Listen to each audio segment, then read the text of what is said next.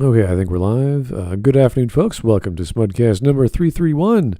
Why cancel culture doesn't work the way it's supposed to. What an interesting title. This is by Q22, a YouTuber with almost 10K subs. This is a video that came out last year in September, and it's got 7,500 views. And it's an interesting video. I've watched it yesterday. I watched it twice today.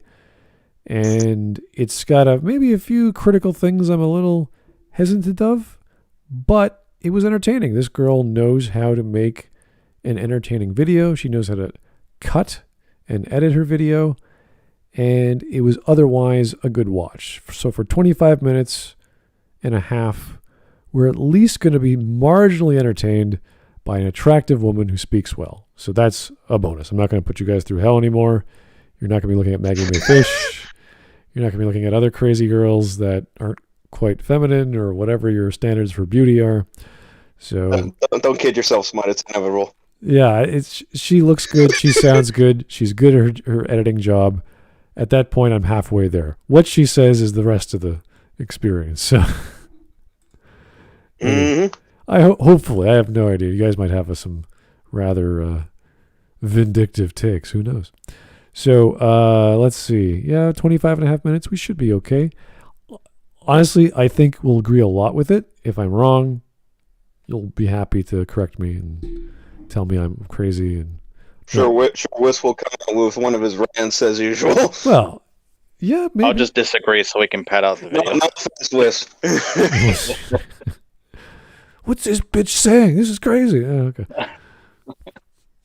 Anyway, so again, no offense to Wisp. It's just I realize that it just happens. Yeah, the unique thing in this sort of topic is she doesn't talk about cancel culture in general. Because when we talk about it, we talk about people who say some random stuff on Twitter or who did so like 5 years ago, and some people bring it up, and that gets them to quit their job or get fired, and they can't find work anywhere else. Like that's the average person. Not celebrities. So she talks specifically about celebrities and how they are treated when cancel culture hits them. Which I keep hearing don't know what to say to me. No, we're saying good stuff. Hey, we're saying good stuff. Nothing negative. Okay. I'm just a bit exhausted. Sorry, I didn't have my caffeine shot yet. Oh. Well, what we were saying is that we may not completely agree with her, and I don't think we will. But for the most part, at least from my listening to her, she's very good at, trying to convey an idea. Her ideas aren't bad. There's maybe a few of them I didn't agree with, but they weren't like crazy bad. And I didn't see a major problem. But I want to ask, is there such a benefit to cancel culture? Like when does that ever become a good thing? Well, no, it can't. I don't think anyone, because it's a form of witch hunting. It's just to get out the people you don't like based on you don't like them, and they don't agree with you. It's always That's based the off opposite of a free society. It's also based off social media. It's like, oh, you wrote this 10 years ago or whatever. It's like, so people change, times change. Is that relevant to the context of his life right now? I'd rather say people grow or can grow. Yeah, I mean, you say lots of crazy things any time of the day. You could be emotional. You could be drunk. You could be, I don't know, reading a philosopher and your mind is completely warped and you're trying to explain things. You could go through a suicidal phase and write the most nihilistic shit. Oh, yeah. So there's a record of it somewhere online, and someone's going to bring it up whenever you start getting popular or you say something that's attracts attention. It's pure attention. That's all it is. And Twitter is the new kind of news. It's the new kind of, not lighthouse, but firebrand. Everything just sort of rallies around this moment of the day. And it's hashtags, it's trending things, it's all sorts of social media crap that people latch on to. And that's the people who are on Twitter, for them it's like that. But the majority of people is not on Twitter. This is true. But which we who frequent the internet too much tend to not realize. But it's not it's not just Twitter, it's all social media. So people are on Facebook. If they're not on Facebook, they're on YouTube. If they're not on YouTube, they're on Snapchat. If they're on that, they're on Instagram. It's not that. Pick a social media. Someone is attached to it. Even my parents. I'd say the problem is rather that a lot of companies do believe that Twitter is the world. Oh, I see what you're saying. Okay. Well, it's a big company, so advertising counts and free publicity is part of that. And that's the sharing aspect of all these posts. And that's why at the end or the beginning or the middle of every YouTuber you ever heard of always want you to share, like, subscribe, ring the bell, or whatever the hell they say. Yeah. And it's... I'll be off for 5 more minutes because I need that caffeine. I'm sorry. So it's monotonous, it's silly, but that's how the game is played. That's how you get more hits. That's how you get more AdSense. That's how you get more popular. And it doesn't matter what it is. And she's going to reference that a few times. We play a different game. You can definitely play a different game. It's called Don't Play. And you just do whatever you like with your time. And yeah, I mean... that's a good game. Whatever keeps your attention. Like, I didn't learn about Logan Paul until the event where he was made famous, which was the Japanese suicide forest or something like that. Oh yeah. And he got in trouble for that. Yep. I never knew who Logan Paul was, and then boom, he got popular by everyone else. Oh well, wow, really? Yeah, no, I never knew. So that's just how it works, and sometimes it's good, sometimes bad, but it's just information that pops up on your screen. Like your phone gives you notifications because you browsed a website about whiskey yesterday, so it's going to give you like 5 recommendations to go learn about whiskey because from whatever Google found for me that morning. So it happens whether I like it or not. You could always turn it off. You could always not care. It's probably better for you. But it is the faster way to garner information, which is pretty fascinating in today's age. So... all right, I think we're ready to go. Wisp is busy brewing away, so we'll give him a relaxation. Fascinating and scary. Fascinating. That they're collecting all this data on you. Yeah, I mean, it depends on your level of security. What do you think is private to you? You could always turn it off. The problem became when Apple did it, and it wasn't turned off completely, or was it Google? I can't remember. Like you say, I don't want to share information, but they still track you anyway. So... stuff like that. We do what we want. Yeah, you got to be careful of how that works. And that's why in the past year and a bit, if you ever go to a new website, they automatically ask you, can you please share a cookie on your screen or on your computer? Because they want to know that you are legally letting them store information on your computer, which could involve tracking you. So... it's a big deal. It's a security issue. It's a privacy issue.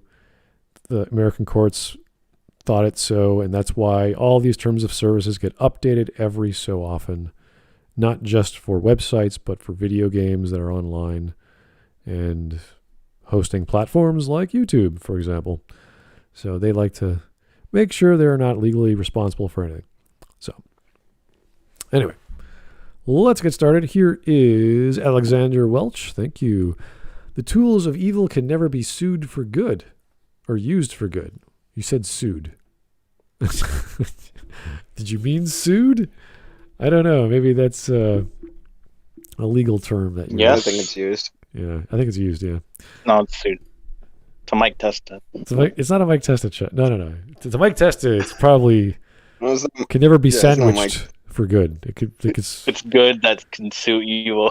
Yeah, it's a noun. It's flipped with a verb, and then it becomes an adjective or something. It's like what the fuck. Anyway, let's get going. I think we're all on the watch together. We're all good to go. All right. Once upon a time, there lived a woman by the name of Jen Crisser. Jen was just a human woman, a mere mortal, but she was very ambitious. She saw the demigods on Mount Olympus, and she envied them. In desperation, she sought the advice of the oracle. "Hail, sacred oracle," she said. "Yes," said the oracle. "How do I get clout and wealth?" asked Jen Crisser. The oracle... Okay, so if you don't know, that's Facebook, YouTube, and Twitter. I believe. Or the guys who own, that's or Mark Zuckerberg. yeah, the owners of each respective company, at least. Thought for a while Is that and an then said, accent? Scandal. Yes, she's Russian or East European. She's got nice. she's got that sort of accent to her.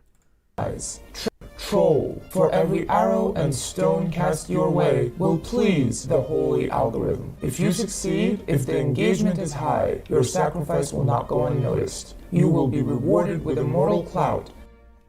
Praise be the algorithm.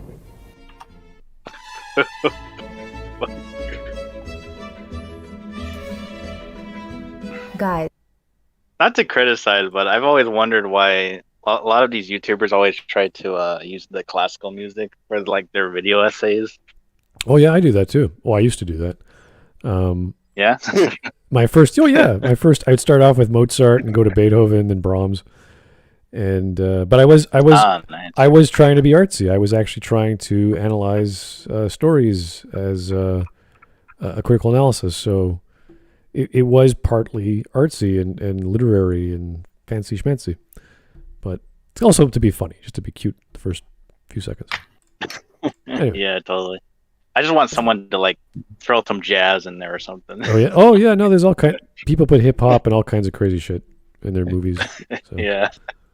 Okay, I'm back. Did she explain how cancel culture is supposed to work? No. Just like a skit. she talked about, I want to be popular online. How do I do so?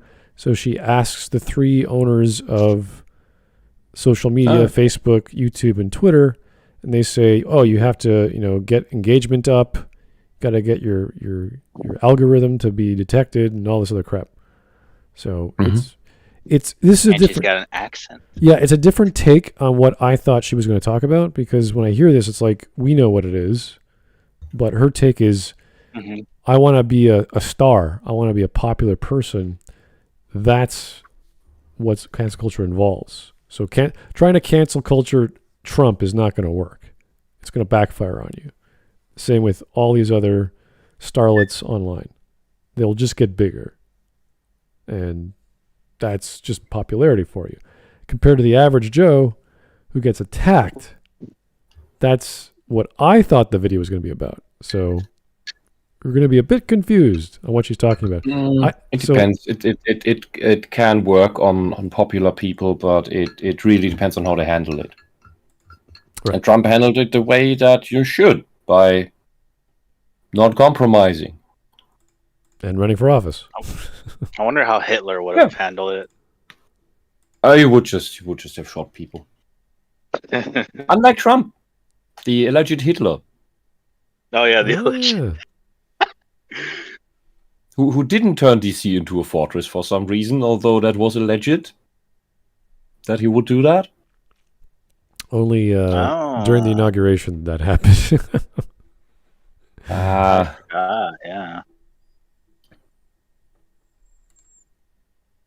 before we begin, a quick announcement from Jen Crisser and her janky hairline. Subscribing to this channel is a very cool aesthetic.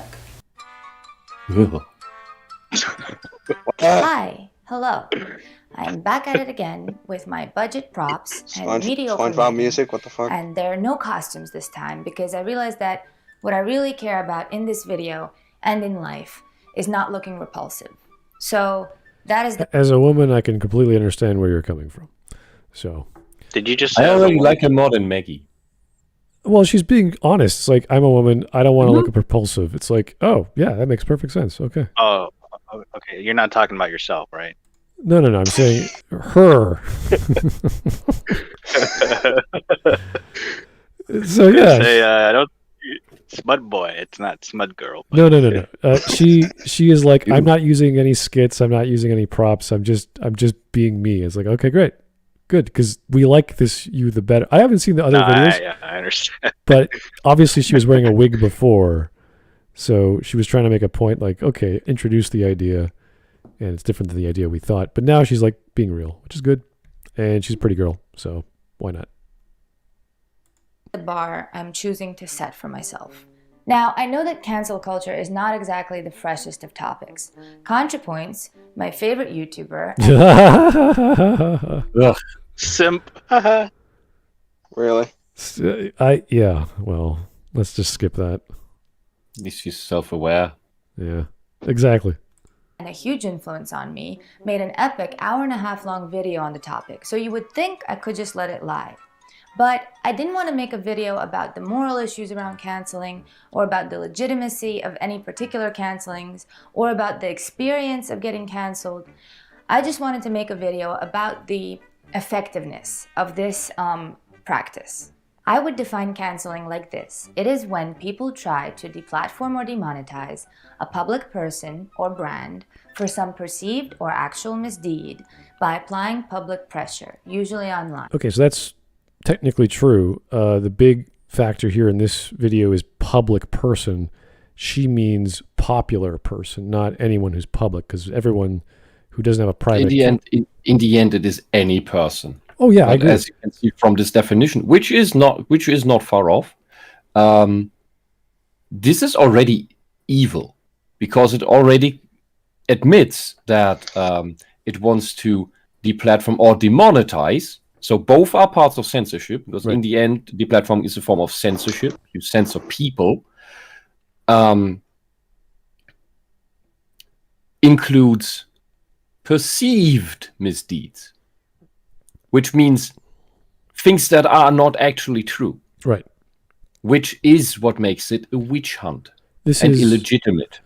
This is what I remember happened to Steven Crowder. I don't watch his stuff, but that's where YouTube just said, Steven, we're going to take away your monetization. And he's like, why? And they gave him some bullshit reason. So we had to lawyer up and say, well, give me a good reason. And they still never gave, to my knowledge, maybe they did, an accurate reason why he screwed things up or whatever. And that's why he had to form his own form of donations called Mug Club, where you actually donate directly to him as opposed to going through whatever YouTube channels and all that crap. So, and you can call me biased on this because I went through a similar thing, minus the Mug Club. I kept asking, why? What are the reasons? Never got explanations.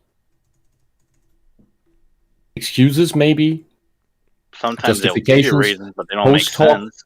Like they screw up the timeline. Like when you finally, because they try to make you snap at some point, and then when you finally do snap, because everyone has a breaking point, and with gaslighting, you can reach that quite fast with most people. They point at you and say, see, it's correct that we ostracize you because you snapped. Yeah, but I snapped after you ostracized me. And I try to reason with you and try to understand the situation. And so that they mix up the chronology. But it's why I joke, but in part I also believe at this point that these kinds of fanatics do not even understand linear time. Some don't seem to understand it at all, and others are just disingenuous with these post hoc ergo propter hoc fallacies. That's what it's called. It's post hoc. The thing that you snap happens, and thereby they justify the propter hoc, the cruel thing they did to you, because you didn't take it well that they did something cruel to you without any justification, and that you didn't take it well is the justification for having done the cruel thing to you. Yep. And then you try to reason with the person who is responsible for that, or the people who excuse it. It's gonna drive you insane. All right, here is Mike Test. Hey, Mike, how you doing? Okay, I guess tone was never an option for this lady. Tone. I don't know. I think she's just speaking straight. The tone is just kind of silly, right? Well, I wouldn't say she's a comedian and has a range of emotion that we can hear her clearly, but that's some people with their voice in terms of how they can enunciate. But that's fine. I can still understand her, and she's backing it up with music and whatever, so it's okay. I don't mind. Mike Test again. Why does she look like a Lindsay Ellis stunt double? Oh no way! Come on. Oh, that's mean. That is not even accurate, buddy. That's those are two different women for sure. One more from Mike Testa. Man, Ellis must be jealous of this one's body type. Yeah, exactly. Come on. That's more like it. There we go. She's a nice looking lady, all right? Mm-hmm. Okay, good. And it's to be one of the internet's favorite things, right up there with porn and frog TikToks.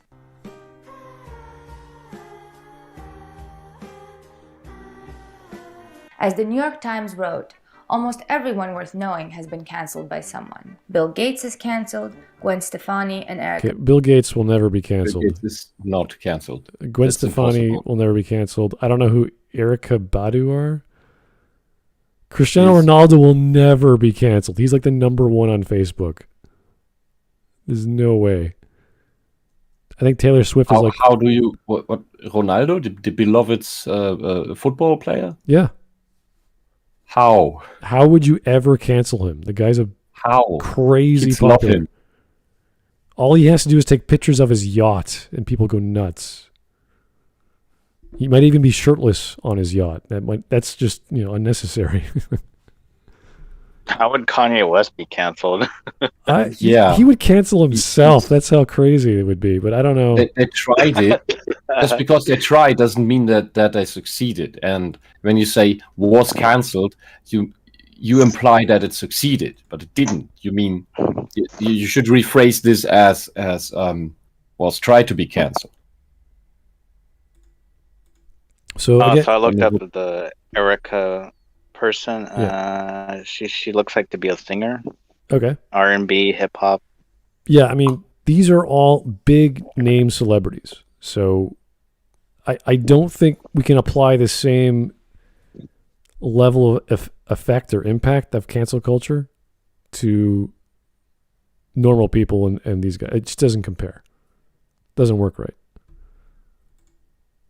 Unless they have done something monstrously horrible in their past that pops up. So, like even with Bill Cosby, while Bill Cosby was going through whatever courtroom casing, he was still doing shows. And people still went to his shows and they liked it. And now he's free. Or not? Is he free? I know he got acquitted or something. Got whatever cases got dropped. So, like that was for years. Pretty sure he got bailed out. Cosby? Yes. I mean, the guy could I thought barely it was some walk. clerical error or something. It was the evidence was poorly observed and poorly put together. And there was various like not just one or two technicalities, but various technicalities as to why there were problems with the court ruling. So very similar to, I would say Me Too. That was more of a Me Too moment than a cancel culture moment, though. I'd like to add something on that.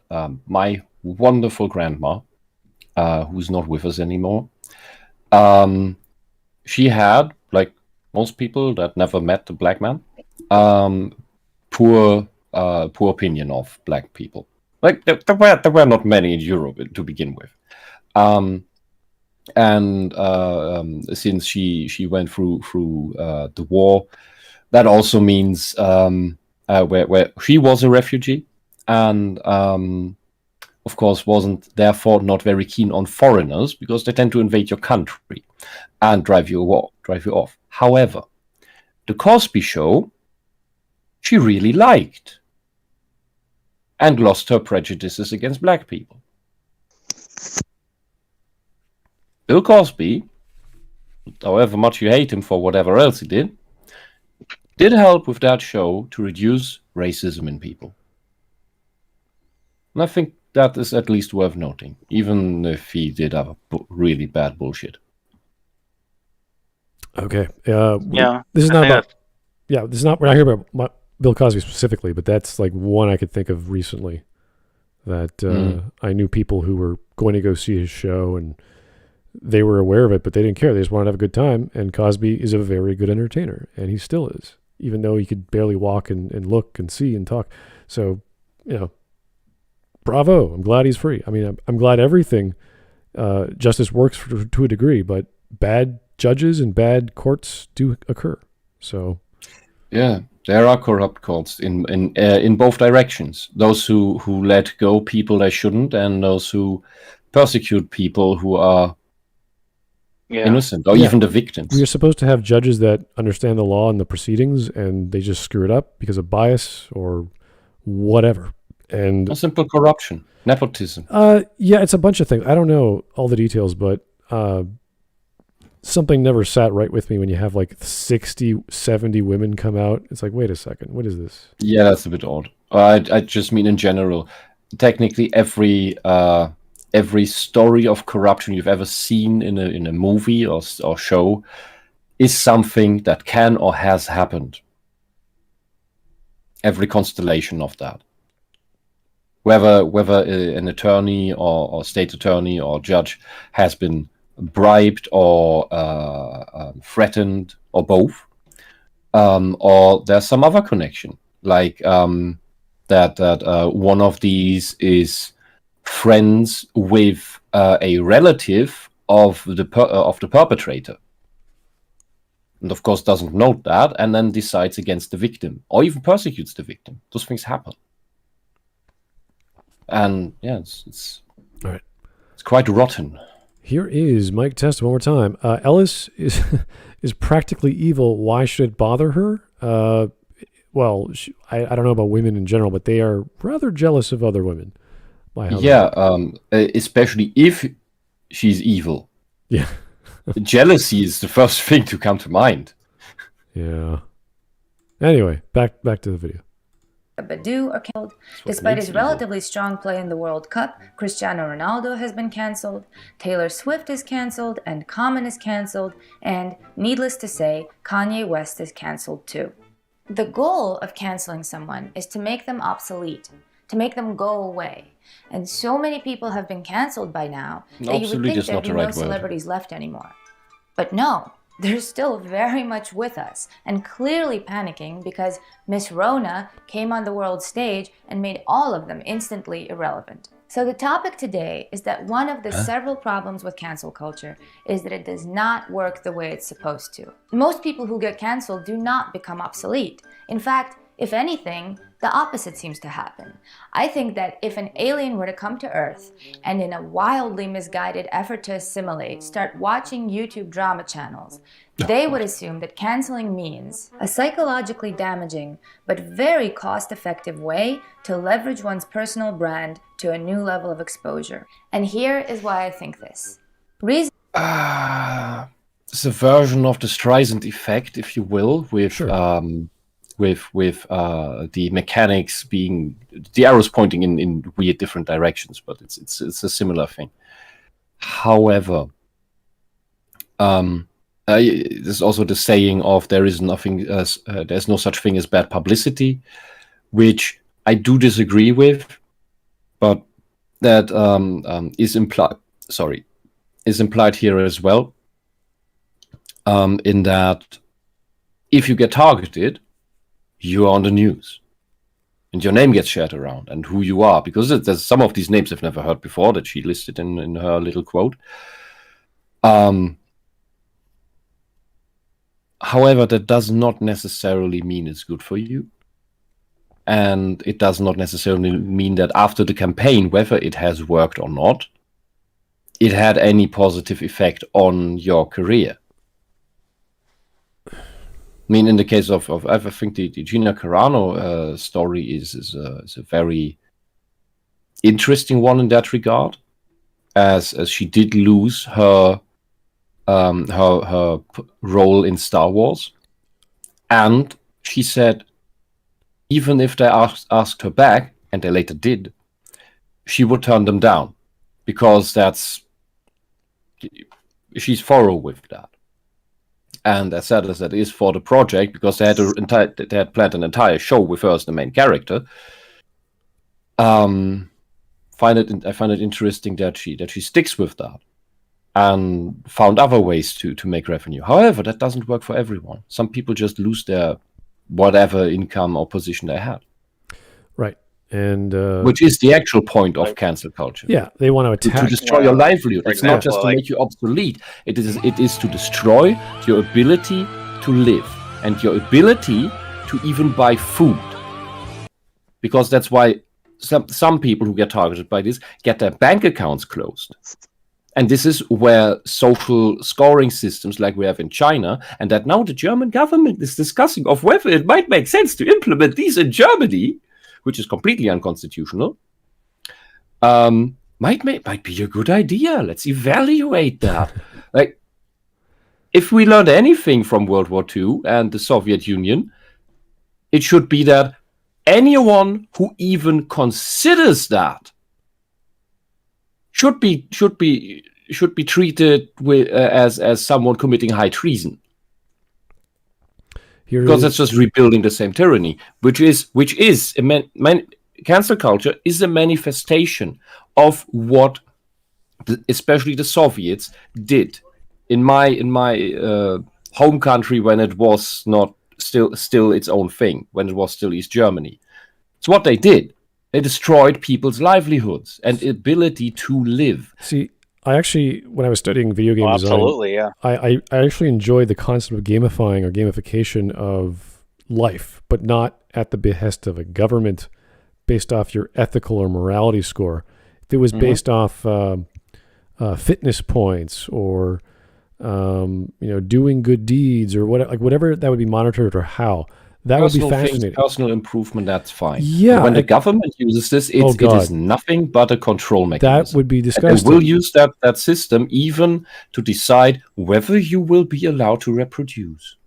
It's very similar. I don't know if you guys know Google Maps, but if you leave a review at a restaurant or take some photos and post it on Google Maps, you get a score. They give you points. They don't really do anything until you get really, really high, and then they invite you down to their offices in California for some kind of shindig dinner thing, and it's just to get to know people. It's a friendly thing. Thanks for working for us for free, so exactly. Yeah, and I got invited so many years, and I'm just like, I don't want to go. I just don't care.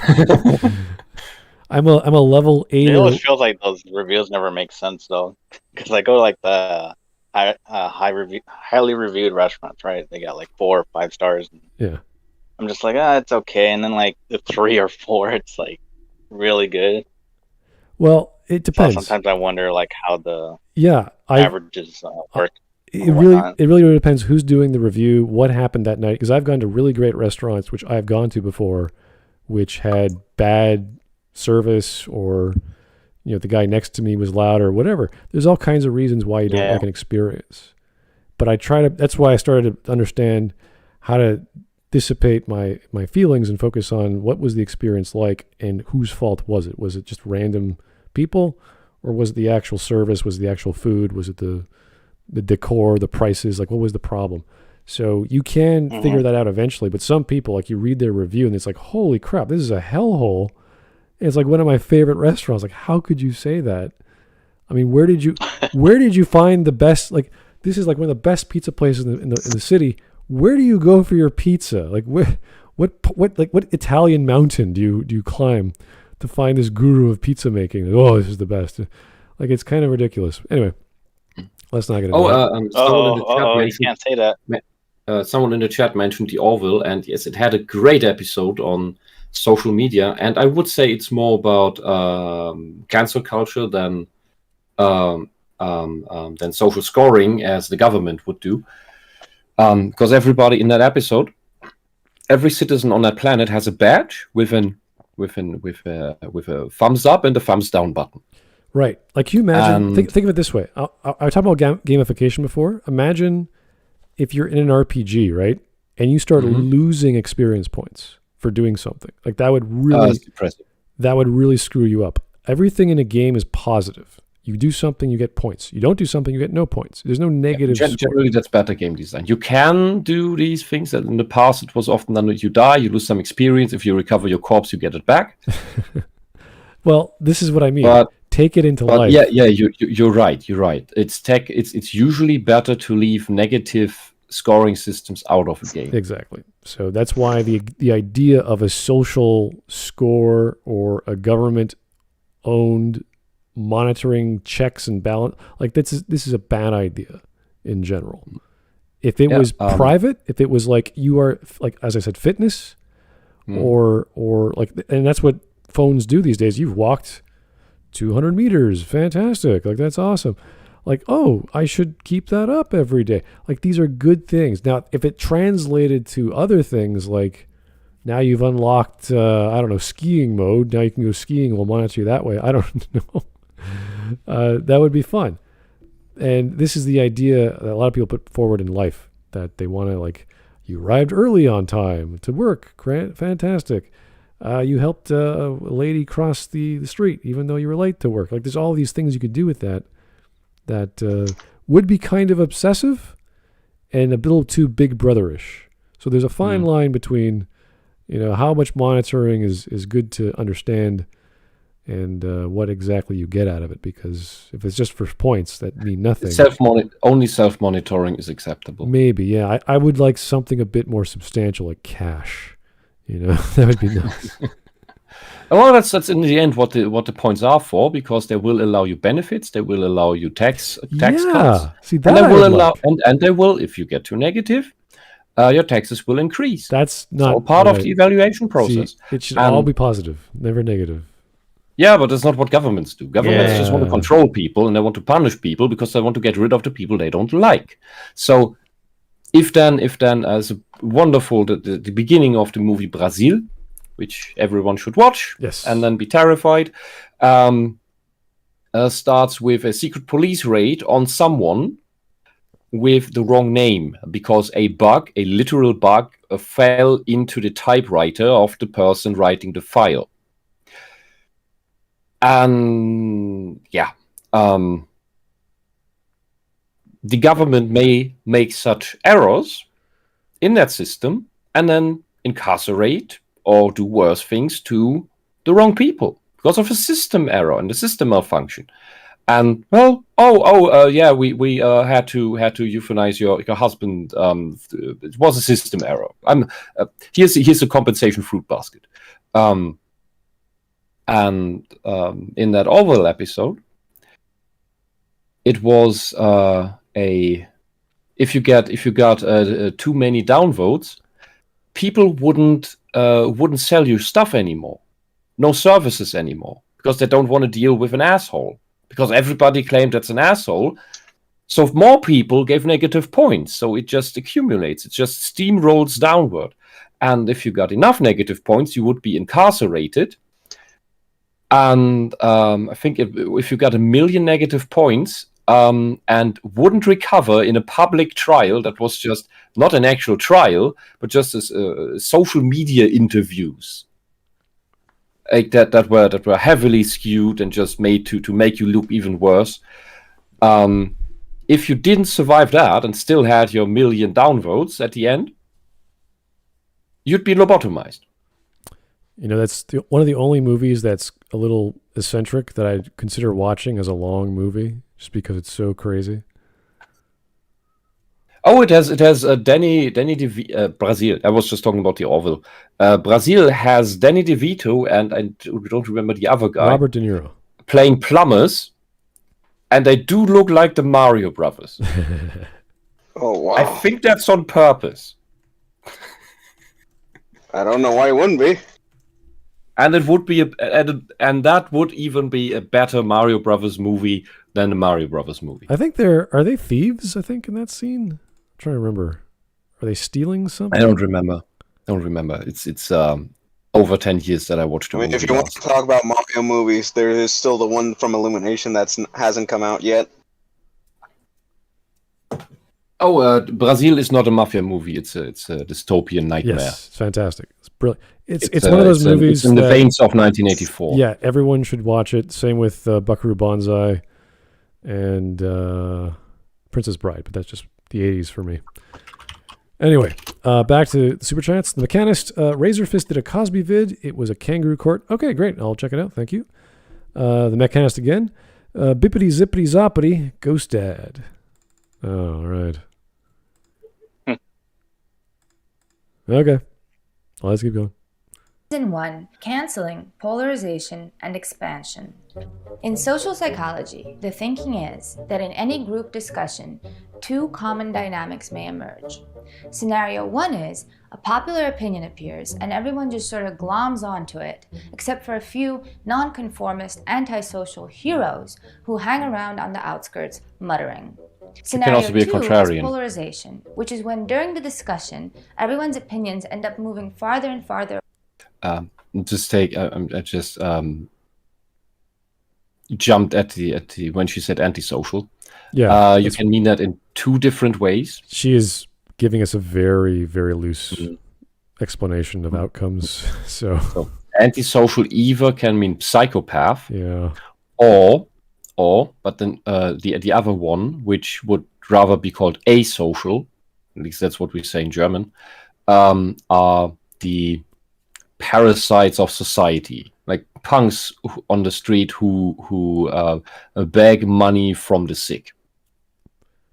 Right. So That would be asocial. So when you're talking about the outcomes of an event, there's always 4: positive, negative, neutral, and other. And she's just listing 2. I'm like, I don't care. That's fine.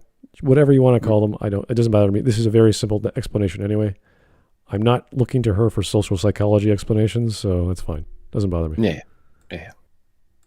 Away. Yeah, you had that other girl, With right? towards the extremes, until everyone is screaming at each other, and everyone is a cuck and a snowflake and a Nazi, which is a completely theoretical scenario, and not at all what is happening right now in every area of American life, endangering the principles and institutions that made America, from my vantage point in Russia West. at least, seem like a rather admirable country. I'm sure you've seen this kind of polarization happen in arguments before. You start out from a reasonable place. Hey, would you mind doing the dishes? And then it gets personal. No. It's just that when you leave them there, it kind of feels like you're expecting me to do them. And then it morphs into something else. Excuse me? So, because you work harder than me, I should be doing your dishes? And finally, I will not Be gaslit into doing the dishes. This is violence. This is abuse. social No, I would like to know more about this relationship and what you were actually working. She's trying to be funny. I'm just I know. I know. Oh, that was a joke. Yeah, but I'm not sure because this is far too realistic a scene that I've. This is where the man's working and the girl doesn't have a job and is not contributing to the household, or doesn't want to. Wants to have the man work as well. Because that I can also interpret it as this, because all the context is missing that would deny that situation. So it's funny. So who's the gaslighter? Can be the girl who projects the gaslight, who is projecting and says, "You are gaslighting me." Well, she's actually gaslighting him. All right. Social media, which Mr. Mime over here would like to remind us is all about connecting people, has magnified these kind of group discussion dynamics. Polarization is everywhere online. There are too many examples to bring up. So instead, let's illustrate this with Steve. This is Steve. Steve is somewhat famous, and it has become publicly known that Steve has done something bad. Not criminally bad, but something that either a very large or very vocal part of the internet considers bad. First, it's mostly very polarization. vocal. Some people tweet, Hey, the thing Steve did was bad. Then other people, who maybe worry they're a little bit like Steve on some level, or who maybe just really enjoy Steve's art house movies,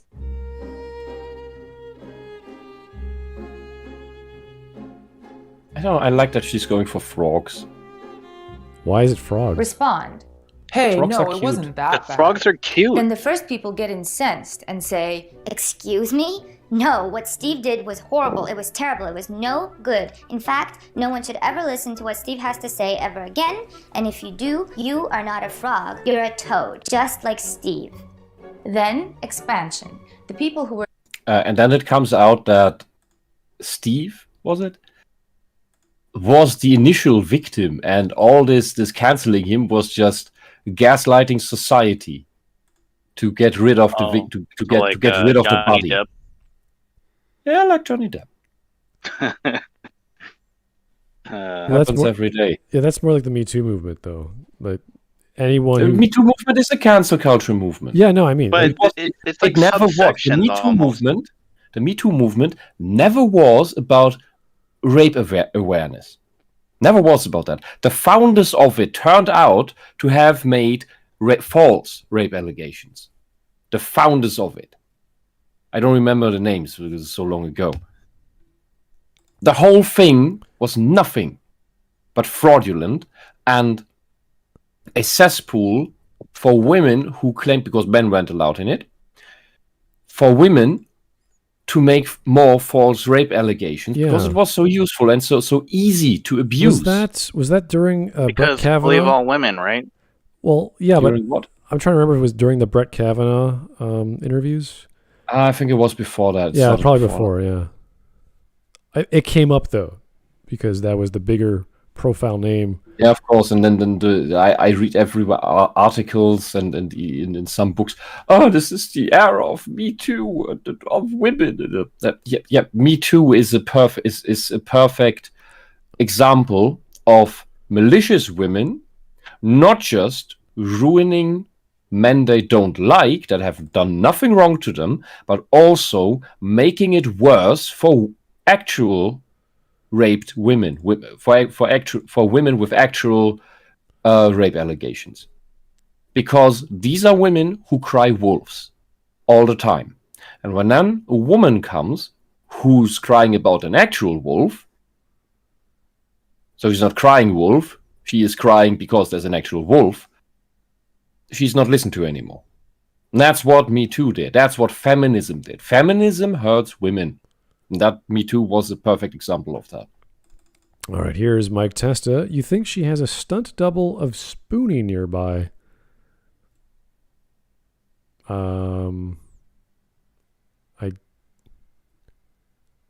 What? No idea. What do you even? What does that even mean? Spoonie is some YouTuber, I think. I have no idea. Does he do? Yeah, I know. I think I I know. vaguely remember the name exists. A stunt double? Spoonie's a channel awesome person. Yeah, I have no idea. He doesn't do like stunts. Mike has theatrical plays going on in his head right now. I'd watch if I'd get a plot summary, but yeah, well. Anyway, let's keep going. People who were not part of the discussion see all of this, and because of the escalated nature of the conversation and its scope, they feel compelled to join in. Some of them say, "Wow, this reaction seems out of proportion to Steve's bad thing." Others say, "Wow, the Steve defenders, their sheer number has made me speak up because I cannot stand by and watch this total toad Steve be defended like this." And they say all of this, even though literally the day before, none of them had a single fuck to give about Steve or about the things Steve did. Then there's another kind of invisible part of all of this. Let's call it the empathy backlash. This is when the silent majority, the people who still aren't tweeting somehow, but are scrolling, see what is happening to Steve and to the people talking about Steve. Now, perhaps many of them recognize that the thing Steve did was bad and accept that it needs to be discussed and even discussed publicly. But still, they see the wildly escalating accusations and a part of them feels sorry for Steve. Perhaps this sorrow for Steve will make them less likely to call out other Steves in the future. Perhaps it'll make them go and surreptitiously donate to Steve's Patreon as a silent gesture of support. Or maybe it'll just make them agree less with Steve's accusers than they did before this whole situation began. Meanwhile, Steve himself is not doing well either. Certainly none of this is doing much to actually change his mind, despite what he said in his very prompt apology with tasteful crying. I am human and I'm going to make mistakes along the way, but I'm going to do my best to... It's like every Logan apology video ever.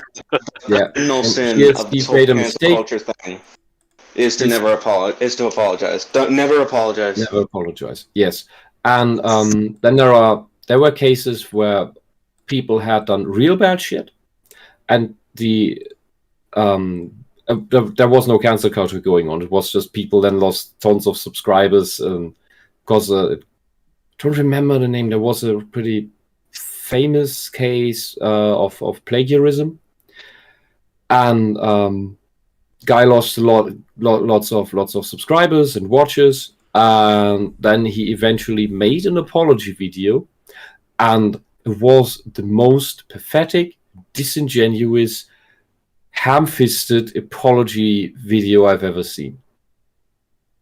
You could just see this guy meant not a single word, made non-apologies throughout the thing. It was hilarious. It was long ago. Sorry, I'm sorry I can't remember names for shit. Okay, let's go. Learn mistakes and try my hardest to be a better human for you guys. You mean the world to me. Of course, it's not like anyone was setting out to change Steve's mind with all of this. But still, Steve, who in our imaginary scenario is still very much in possession of his platform, even if it is besieged, is now quite possibly more entrenched in his toad-like beliefs. He's entrenched because if all of the people who are telling him what he did was wrong are also calling him a toad, then for Steve to admit that what he did was wrong... Why are you condemning Steve the toad for being a toad? Sounds kind of racist. I'm kind of confused, though. He's apologizing, but he's also going to be entrenched? Like, what does that even mean? He's sorry for what he did, but he's going to keep doing it? Even though he very clearly says he's not going to do it again? Yeah, I'm a little lost what she's talking about here. Would also mean admitting to being a toad. And the moral of this story is that no frog wants to be a toad, I guess. So, overall, he's not a frog, the he's a results toad. of theoretical Steve's canceling are 1. Everybody knows Steve's name. 2. The people who called Steve out have escalated in their accusations and are now sharing opinions about Steve and all the other suspected Steves out there that are disingenuous and unconvincing. 3. Steve is fuming, quite possibly more entrenched in his toadness, and still very much in possession of his platform. 4. The people who quite possibly might have remained silent on this issue or done something more useful with their time have been roped into the discussion. And 5. The people who are maybe a little bit like Steve, maybe some of them are a little bit toads, are now either more entrenched in these beliefs or too... Okay, I'm just... the toad analogy was a bad choice because that's an immutable characteristic in this example because it's about the species and not about a character flaw. I'm like this would be saying like, well, Steve should admit about his Jewishness. Yeah, but stop being so Jewish. She unintentionally made this analogy about race. Well, I was gonna say, doesn't that happen to like white people? It's always like, oh, you're fucking white, so you should be canceled. I'm still lost on the whole apology bit because if he's entrenched, that's the only. If he's entrenched, he's not going to be apologizing. Yeah, I don't know. Yeah, I'm a little lost. You're so cishet, it's disgusting. You should be canceled in a fire, like the books. Like the book. I don't know. I keep thinking it's all about Steve, that weird movie. Every time, or Steve from Blue's Clues, you know. Let's not bring that up again. Like, who's Steve? I just think about Steve mean? That's Steve. Let us please never talk about that video again. I swear. Did I do that? Yes, you did. Fuck you. Too scared by Steve's public excoriation to ever bring these beliefs up and maybe learn something new and maybe change their opinions. So the situation is not ideal, and as always, the only people who are doing okay are the ones who are off Twitter. Oh, and one more thing, the winner of this whole Steve debacle is, of course, the algorithm, because the algorithm got a lot of clicks out of Steve's canceling, and the algorithm happens to really like clicks. The algorithm is interested in clicks only in service of the public. The goal is to create the most engaged... That's a strange way of describing an algorithm. It's the people who like, or the posts like the clicks. The algorithm just serves whatever's popular. Yeah, the company's interested in the clicks. Yeah, or the person making the post. Well, didn't it used to, maybe?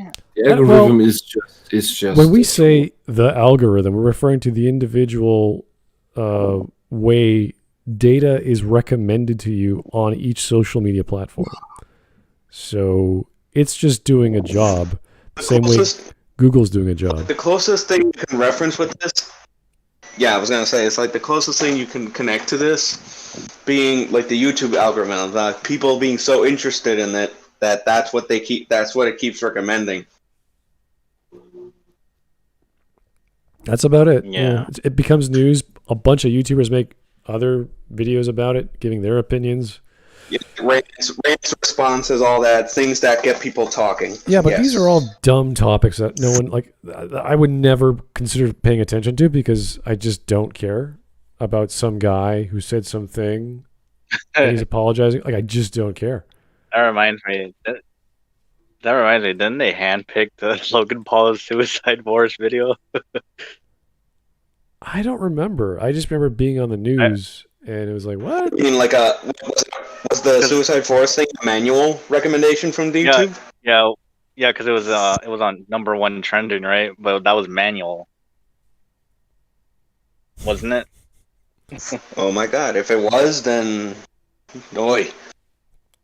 All right. That's always funny. Here's Mike Testa. I said Spoonie because Lindsay killed his unborn. What? That was his. Oh dear. They had they were gonna have kids. Holy crap! Oh, Lindsay aborted her child and then made a documentary about it. Oh God! It was his. Oh jeez. Now remember, it was Spoonie's kid. Holy shit! I forgot about that. Well, Mike Testa was telling the truth. Well, I'm just. Oh yikes! I forgot about that stupid video. Oh my God. On IMDb.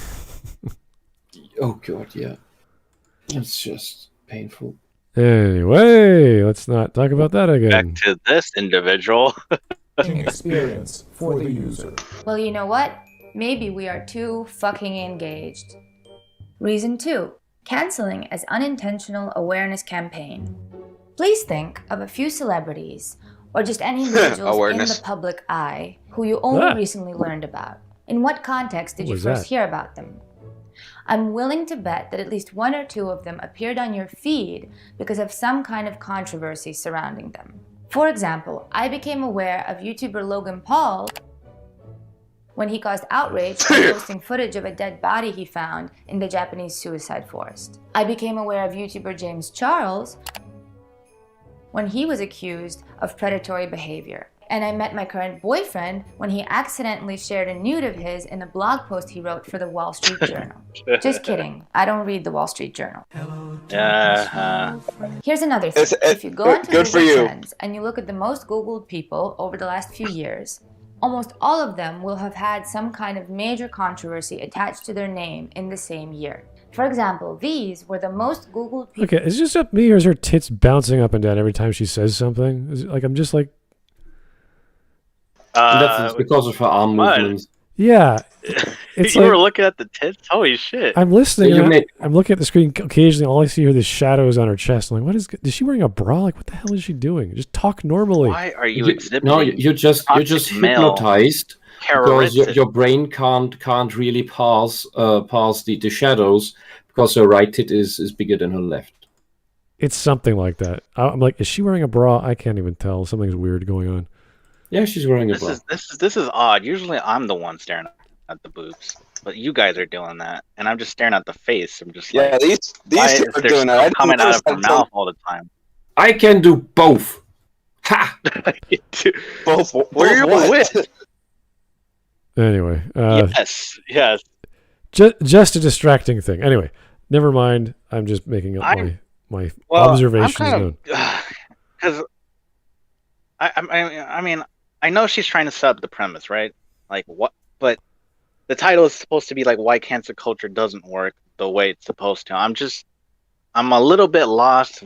Like, how is it supposed to work exactly? Well, this is the problem with the premise, is that she's only addressing celebrities, even though she says it works for everyone. And you're like, well, no, it doesn't. It works horribly for other people. They lose their jobs. They get ostracized. But that's the point of it. Yeah. And she's saying... That is it working.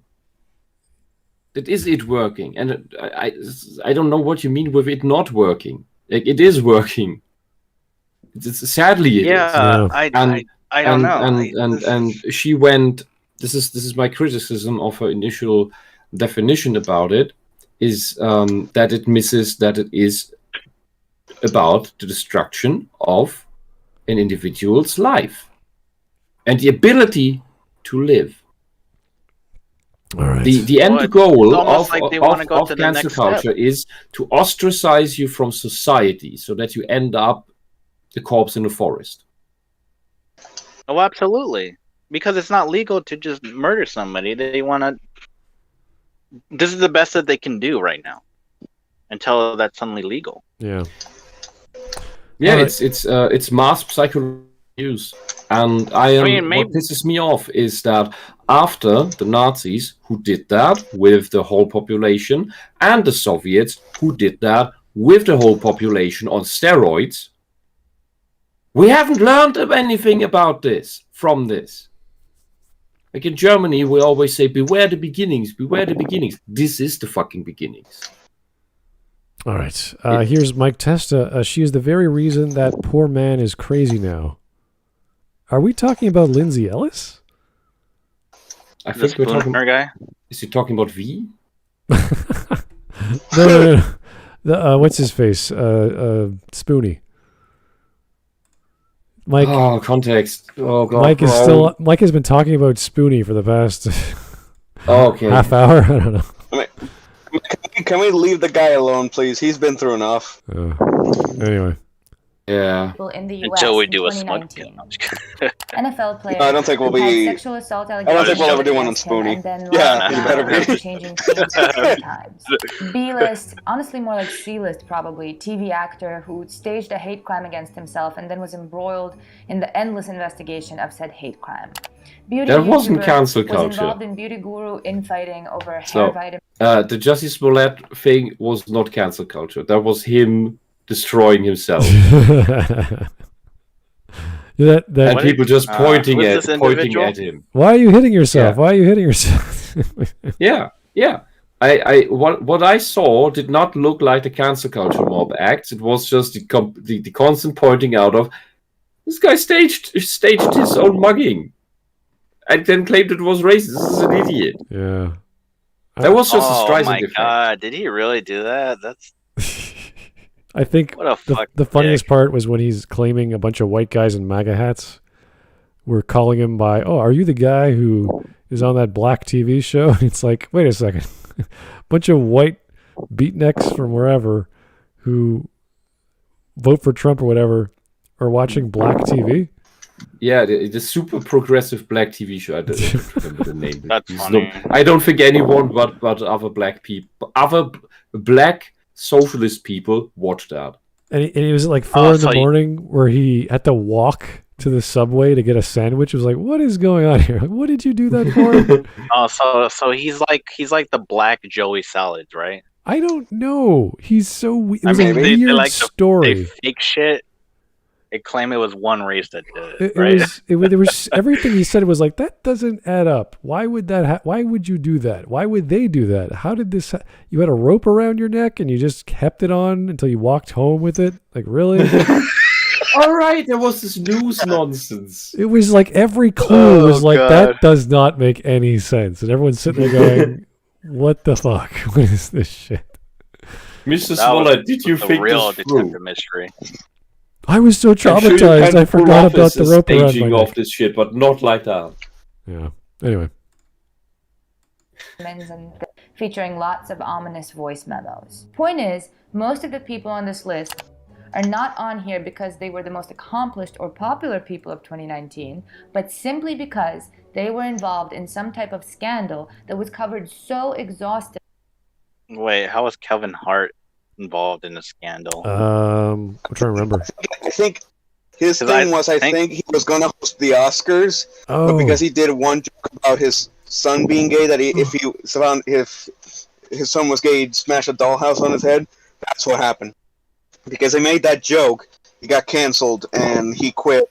He got fired from hosting the Oscars.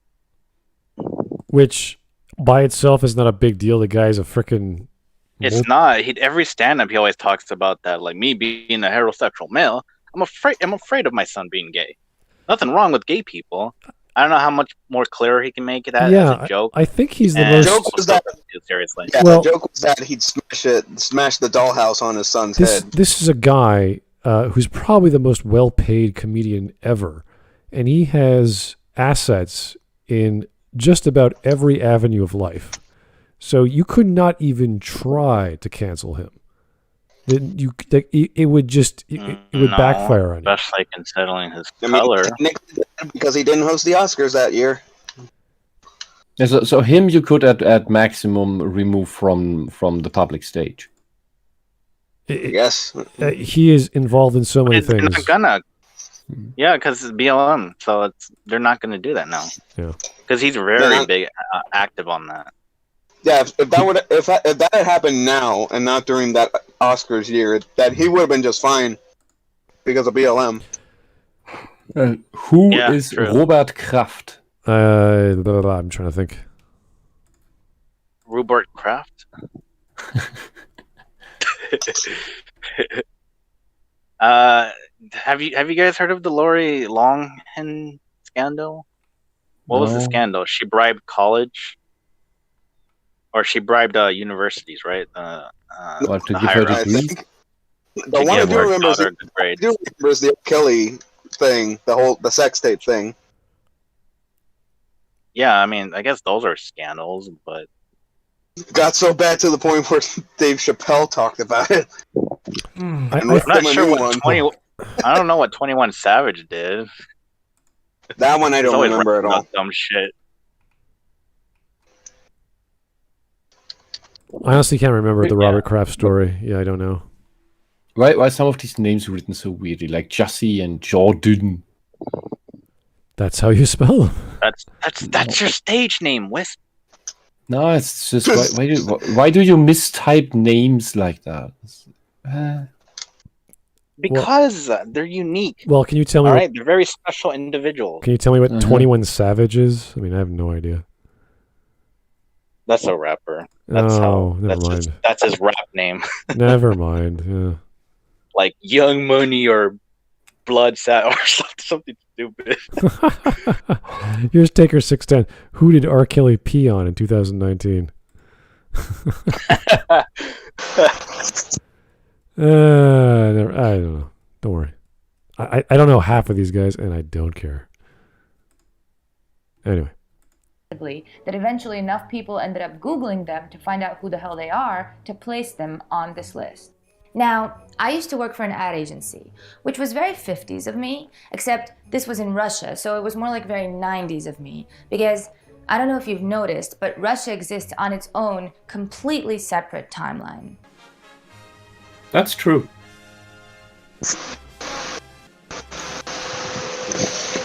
Okay, we get it. So I was working for this agency, and among the stuff we did for clients, there were these things called awareness campaigns.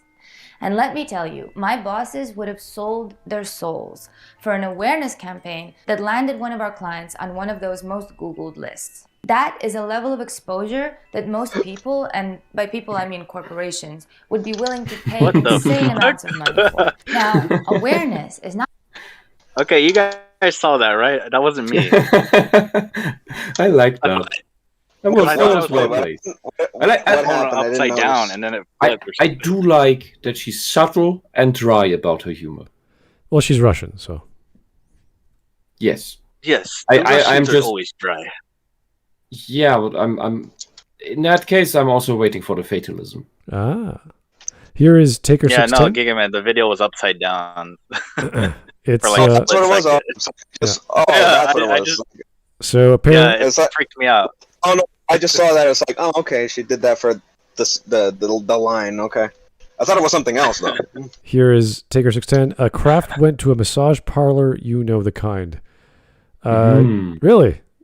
Just guys, go to Facebook the ones dating. with the happy ending. Yeah, every other profile you come across is either going to be some fake Asian chick or some local massage parlor with a happy ending service. So it's the her name's always going to be Onagi. It's like the legal way of prostitution. It's weird. I don't know how they get around it, but women. Anyway, or you could just take a camera and just claim it was a video. I don't know. It's creepy. Spicy videos. Facebook has got some problems. Let's just say. Anyway. Necessarily about liking or disliking something. It's just about going from not knowing about it to knowing about it. If you were to defecate in my bed, I would have a very strong opinion about this. But to have that opinion, I would first have to become aware of the poop under my pillow. And Whoa, what? She's saying, it's under your pillow. Amber Heard shat right on the bed. Yeah, well, she's just saying. I know it's a joke. I know it's supposed to be like a funny metaphor, but it's poop. Well, she's trying to say that there's bad stuff happening in the world until you hear about it. It doesn't exist. So yeah, that is true. Which is why it is good for your mental health to take breaks off of the internet for a week or a month. Yes, absolutely.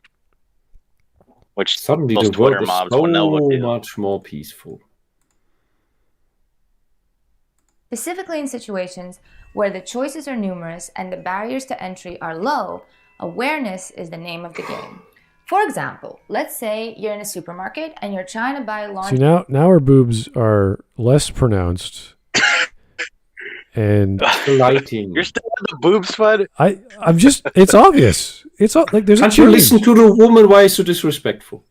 My ears are working perfectly fine, okay? My eyes are doing something else. I mean, she at least doesn't have the whole angle where they're full front in the face. This is a good point. This is a very good point. However, you can still see it, and she's wearing that dress on purpose. So it's like, all right, fine. I'll see what's It's not even that deep cut. It's just showing the top shadow. It's like, if I was fine. talking to her You don't even person, see maybe I'd cleavage. know this, but it's a video, so I'm just like, okay. Something has changed. I don't know if it's the tightness of her blouse or whatever, but anyway, just an observation. I think she's maybe doing it it was very the tastefully. pre-surgery. Pre and post. Yeah, it's during the making of this video. She got a reduction. Oh God, Mike Testa, lady, you already look like you're dead on the inside. No. These are Russians. They just don't care. They just No, Russians are dead on the inside. They're born like that. Oh, yeah, okay, that's a good point. And instead of the milk bottle and the tit, they get the vodka. And it always They tastes drink good. the vodka from the tit. Oh, well, that's news to me. No, Nico, I don't want to go bowling. Nico is Russian? No, I think he was a Slav. I don't know. Я не говорю по-русски. All right. Detergent for the first time ever because you've somehow never done your own laundry before. You sheltered little shit. You look at the wall of detergents and you pick Tide.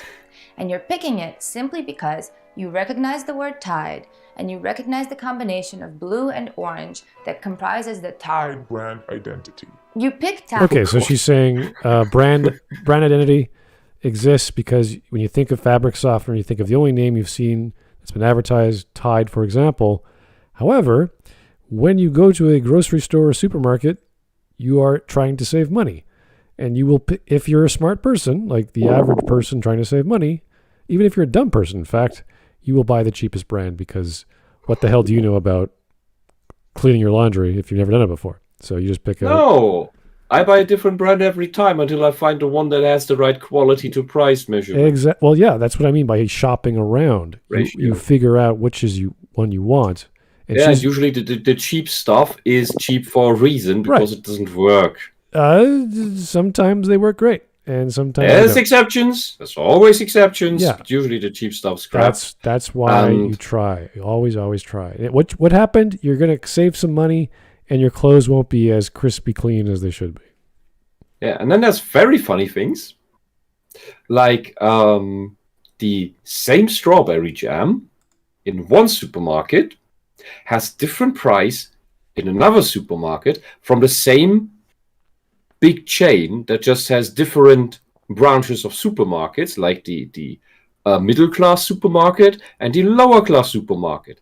And it turns out both these products, they're in different classes with different logos, but they come from the exact same factory, have the exact same ingredients and ratios.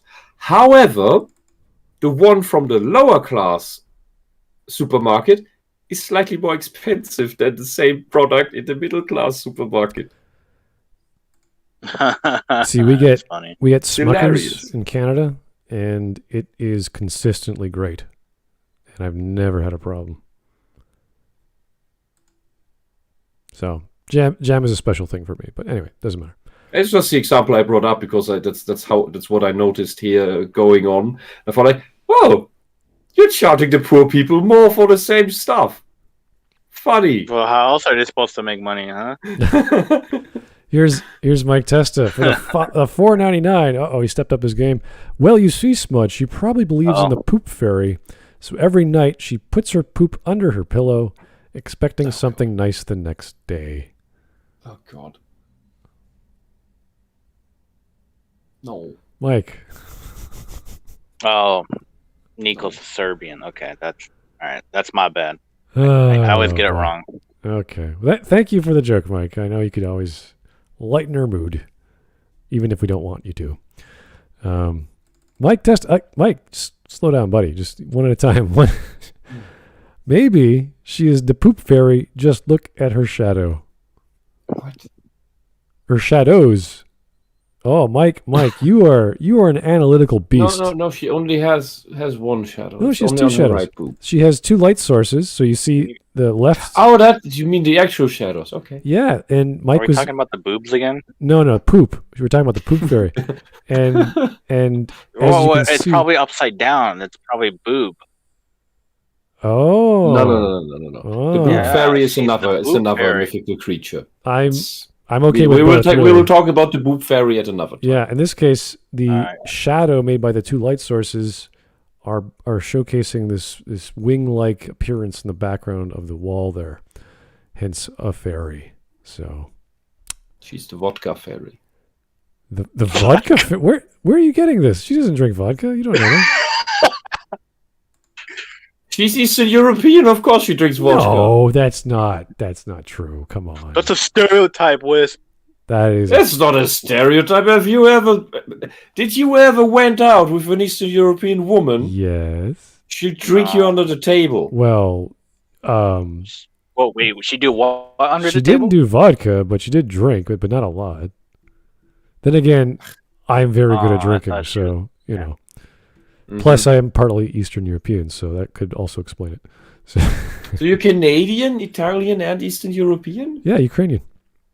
I'm just imagining what your parents look like, Smud. Is there something else there too?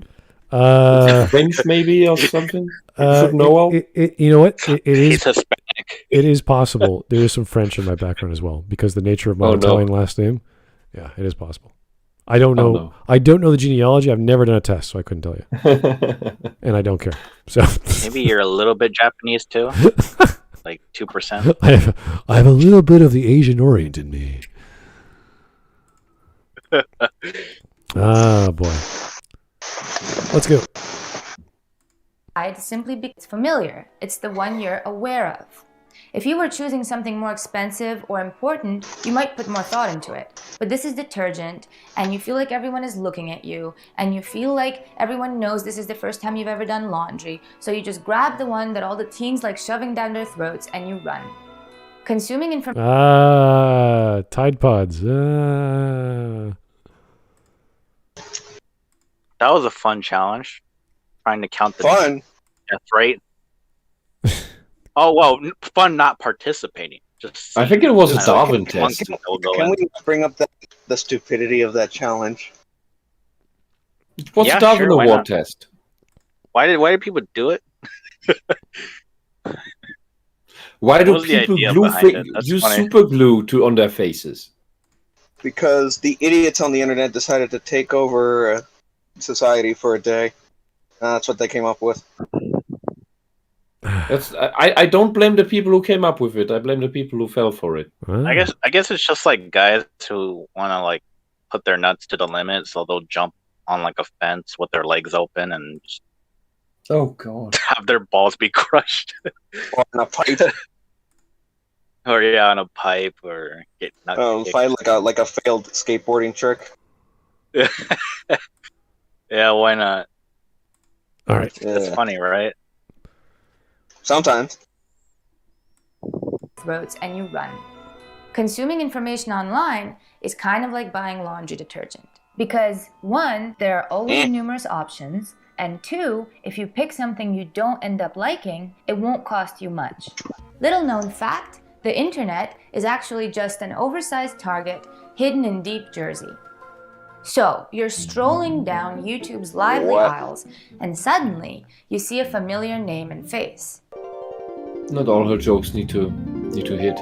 Now, the reason they are familiar is that yesterday you'd scrolled through like 1,100 articles about this guy. And you remember that the articles were about something disturbing, like a dead body in a forest. But of course, you didn't click on any of them because you're not going to stoop to reading articles about YouTubers.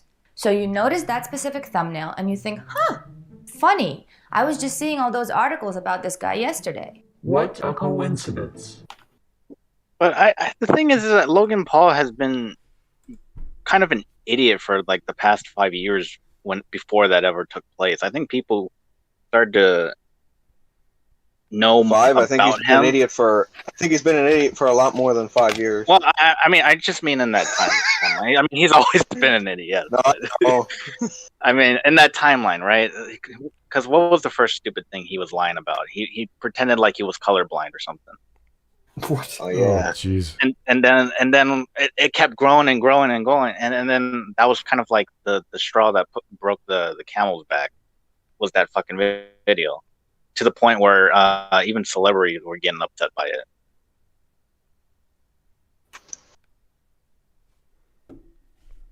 Well, I only heard about him. I don't know. She's you only because you're sane. Well, you're yeah, not I know, on the internet like 24/7. her point still stands, but that's the basic behavioral approach to choice and stimulus. It's like, yeah, okay, I don't know what else to do. I'll go with what's comfortable, as opposed to, oh, maybe I should buy the better brand because I don't know any better. We do a lot of assessment when we start purchasing stuff, and we're in the wild wilderness of the marketplace. We don't know what to buy. And that's just life. So I don't like her explanation, but she's not wrong, and that's fine. Yeah, that's fine. But then also it's like, okay, how is cancer culture supposed to work? Yeah, that's another problem with the video. I'm sorry. It's like, I understand she wants to explain how the internet works, which is fine. But I'm just wondering how something like this that's become so damaging to an extent, how is that supposed to be used in a correct way? What are we getting wrong about it? The internet is for porn. The internet is for porn. That's a whole different discussion altogether. Yeah, she asked how the internet works, and it's for cat pictures and porn. But it's a bunch of And cats full of porn cat when you get pictures hurt. and ejaculate. All right. So you click, and it turns out he's a funny guy, and he's good looking, and his content is engaging. So now, you're not just someone who's aware of Logan Paul, you're also someone who maybe kind of likes Logan Paul's content. Point is, scandal results in massive amounts of coverage. And this coverage, with enough PR savvy, can be turned into a springboard from which the target of the canceling, or the victim, depending on how you feel about them, can reach Again, with the new upside audiences and even new career paths. Like, for example, moving from vlogging into professional-ish boxing and podcasting. Of course, I'm assuming that part of the reason Paul is pivoted an away from understatement. YouTube after the Suicide Forest video Yes. was simply the fact that he had gotten kicked out of Google Preferred, so his videos were now earning less money on YouTube per view. But still, the thing is, Which wasn't two enough of a contradictory punishment ideas for can him. sometimes be true at the same time. And I think that Paul moved into podcasting and boxing after the Suicide Forest video, both because his videos were earning less money on YouTube, and because at that specific point in time, he had more eyes on him than ever before. That's just For obvious reasons. that's just speculation of what he wants to do with his time and money. He could have kept doing YouTube, and he still does, to my knowledge. He's not away from it. Yeah, he does. Yeah. I don't think he does it as much as before, but yeah. Yeah, he has more opportunities now. Good for him. Yeah, he can fake a fight with Floyd Mayweather, and they can make shit tons of money. They can bring in Ben Shapiro to talk about whatever the hell they talk on their podcast, and they can make money now. Now he's Did he really do that? his income. Yes. I don't know what they were talking about. I think they were talking about bathroom rights or some shit. With Ben Shapiro of all fucking people. Yes. I can't even remember because it was just I just didn't care enough to watch the whole thing. But As you should. All right, let's go. Of course, not every PR scandal converts into an awareness campaign. There are some caveats.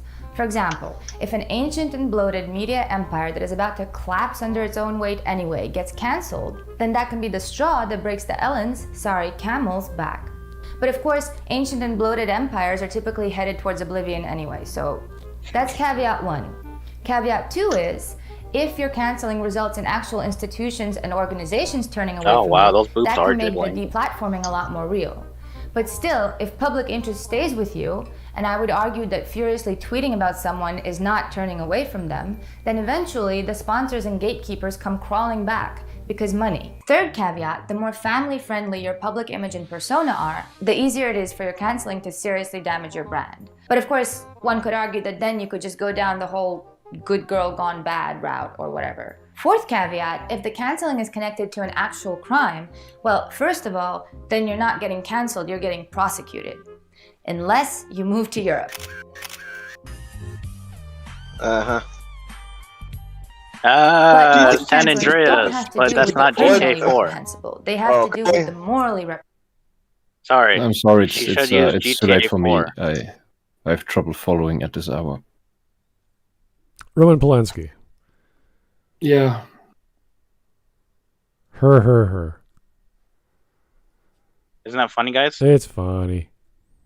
It would have been more funny if she did use the music from 4.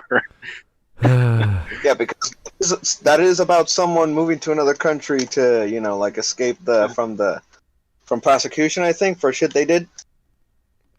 Yeah. Well, I think it was also trying to find the guy who caused so much harm to his country or whatever. That too, yes, yeah. Yeah, so it's kind of like a double entendre. A little bit of both, yeah. All right. Yeah. Here is 2Tim505. Trump is going to sue Twitter and Facebook? Why? Good. What did he do? What did he do? Because slander. Because slander. Why not? In general? They deleted his profile, didn't they? I don't know. I don't know. I'm assuming. I haven't been following Trump. I can't say. I thought he joined another platform. I think it was because of one instance where he was talking about an issue, and it's like he actually did legit get things right about it, but because social media hates Trump, they slandered him for it, saying he was wrong when he wasn't.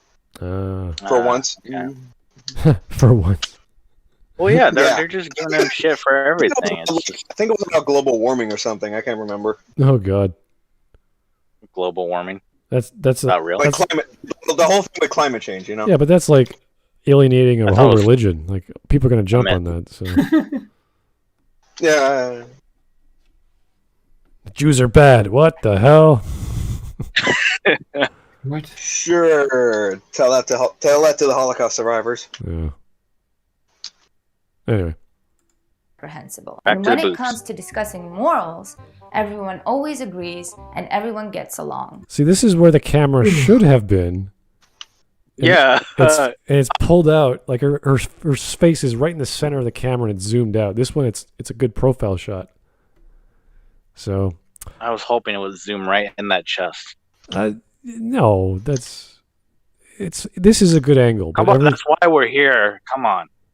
What? No. What are you talking about? No offense, but I think there are other Just YouTubers kidding. to watch that do that naturally. without trying with lighting. Mm-hmm. Anyway. Do you she's happen not to doing have that. these names? I have my notebook out. So, You know what? It takes about 2 seconds. Just click on something random on Twitch. And you'll find something on social Twitch media. is weird. I guess Instagram would be more your speed, or Snapchat. Actually, no, Snapchat would probably be best. You'll definitely find all. Are you assuming my speed? No, Speed. I'm. If you want to find actual tits, that's where you go. So, anyway, Yeah. Okay. Reason 3. Canceling as intentional awareness campaign. okay. There is one more category involved in the Steve situation that I haven't mentioned yet. These are the people who don't care about anything but themselves. They're just watching, and some of them are smart enough to recognize that outrage is one of the algorithm's preferred delicacies. Now, this problem, I think, is maybe the worst and most dangerous problem with cancel culture. The gist of it is that, as with everything else, the ravenous, amorphous blobfish that is capitalism has found a way to Okay. exploit public outrage in the interest of its own gluttony. So how are we attacking an economic policy or system exactly? With How does it because pertain to unregulated, cancel it culture? leads to exploitative and harmful business models. Which is the one valid criticism that you can definitely level at it. However, the whole cancel culture thing is done almost exclusively by radical left-wing activists, Yes. which have nothing to do with capitalism, rather the opposite. Yes.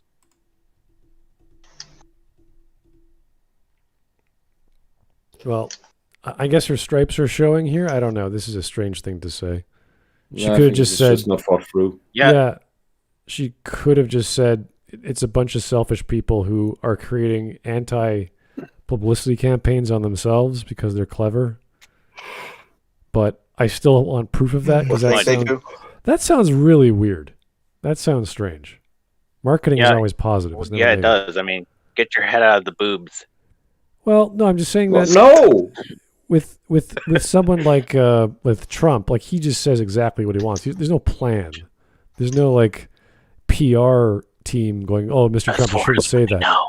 He just says whatever the hell he wants. He doesn't give a shit. Even when he was president, he didn't give a shit. it's He was free just- Which is an important character trait because it shows that it shows a type of honesty. I think he's not an entirely honest person. That would be No. quite a claim. But he speaks his mind. He just says what he thinks, and that is a type of honesty that clicks with a lot of people.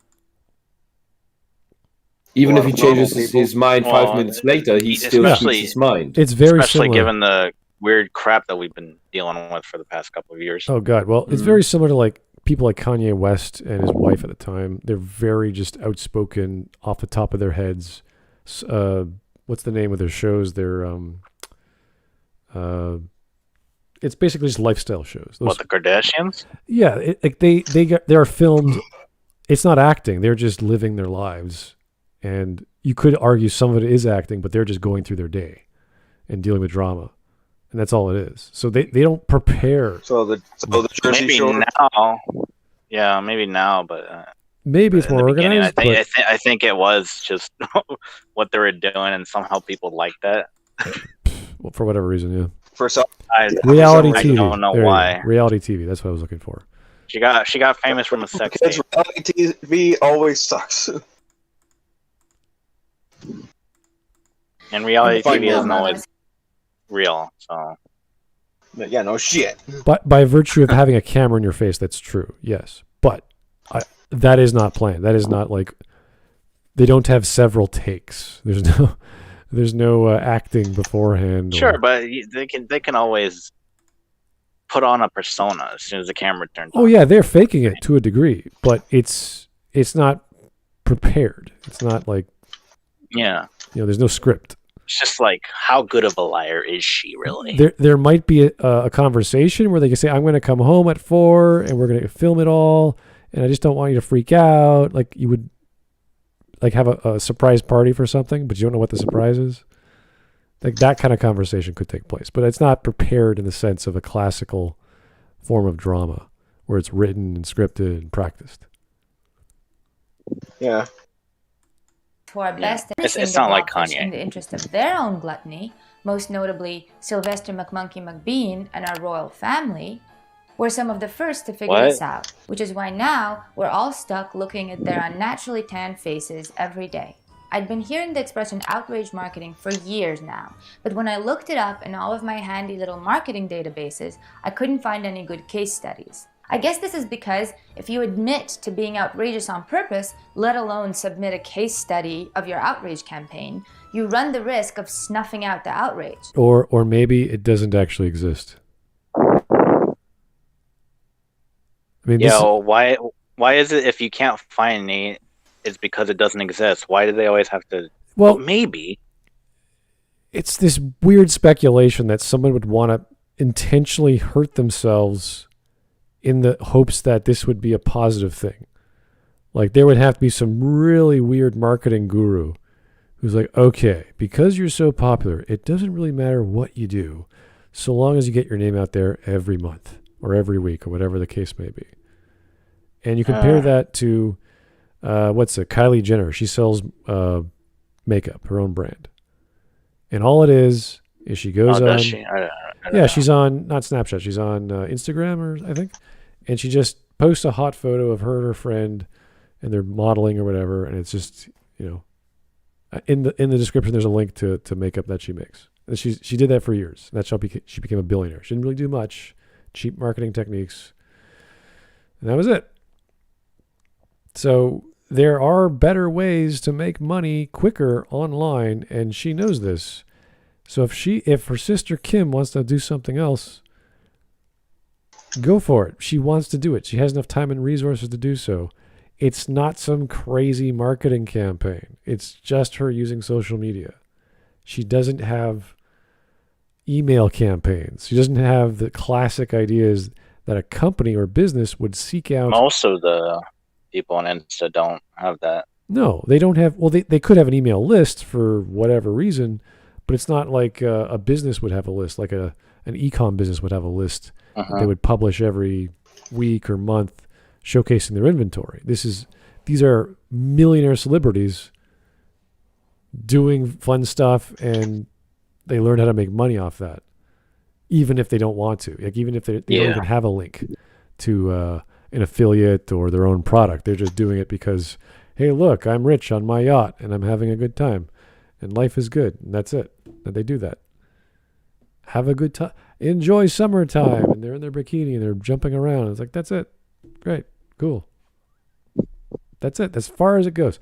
So yeah, you could say that's staged and it's planned out and there's a PR team and there's a publicity guy with them and they're making sure everything's copacetic and no one's hurting anyone. It doesn't get published. Yeah, I'm sure she does have some checks and balances. But ultimately, no. It's just her doing whatever she wants. Can I publish this? Yes. Submit. Done. Anyway. And we wouldn't want that now, would we? The algorithm harbors no ill will. The goal is only optimization. Oh God, shut up. Chicken McNuggets are also optimized to be infinitely consumable, but that doesn't mean they're good for us. Sorry. Anyway, what I'm trying to say... They're chicken. They're delicious. What are you talking about? How dare you? Is that funny? Yeah. Okay. What's wrong with potassium and chicken protein? I don't know.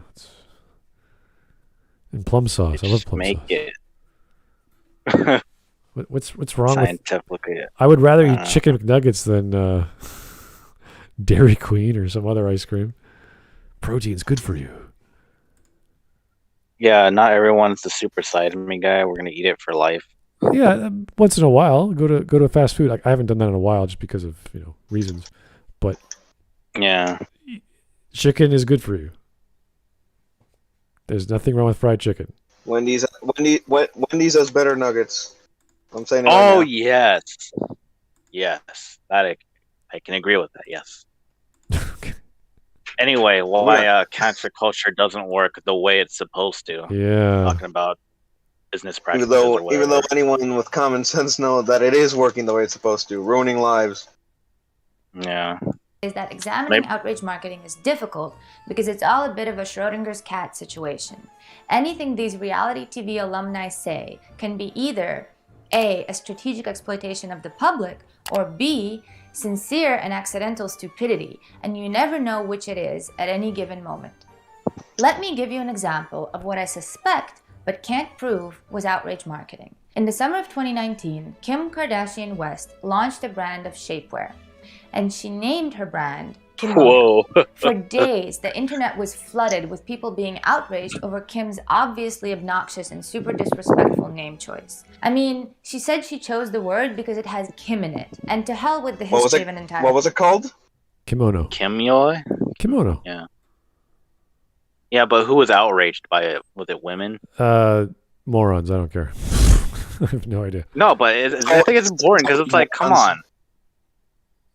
It looked like a skin tight bodysuit or something. It's like, I don't know. I don't see a guy going looking at that. At least a straight man, right? Well, no. Looking at that and going, I'm gonna get offended. Not the actual product, the name of the product, because kimono is like saying chemise or boots. You know, it's like there's an actual noun that you go, oh, I know what boots are. It's like, yeah, but this is the name boots. You're like, what? That's dumb. It is a dumb name if you call your dress, which is a ball gown, leotard. It's like, that's not a leotard. What are you talking about?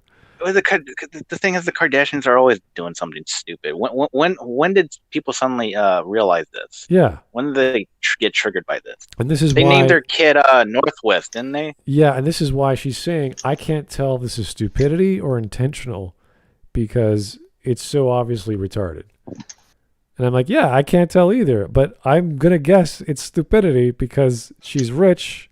She does whatever the hell she wants.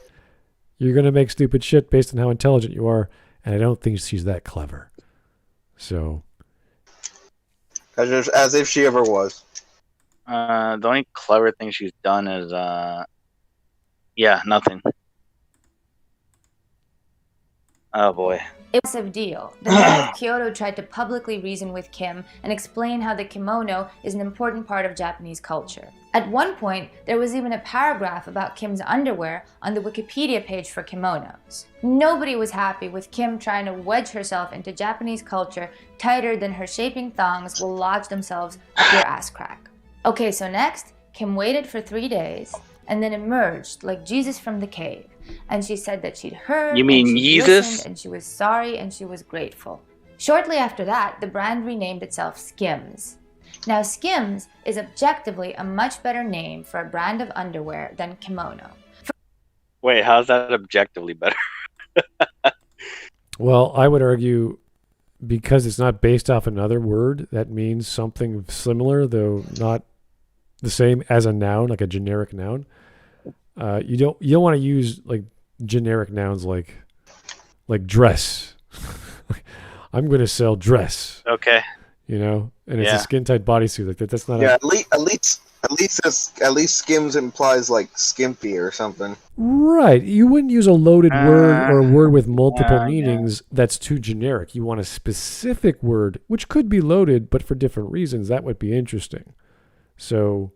Like hazelnut. Like hazelnut's a flavor. It's also a thing from a tree.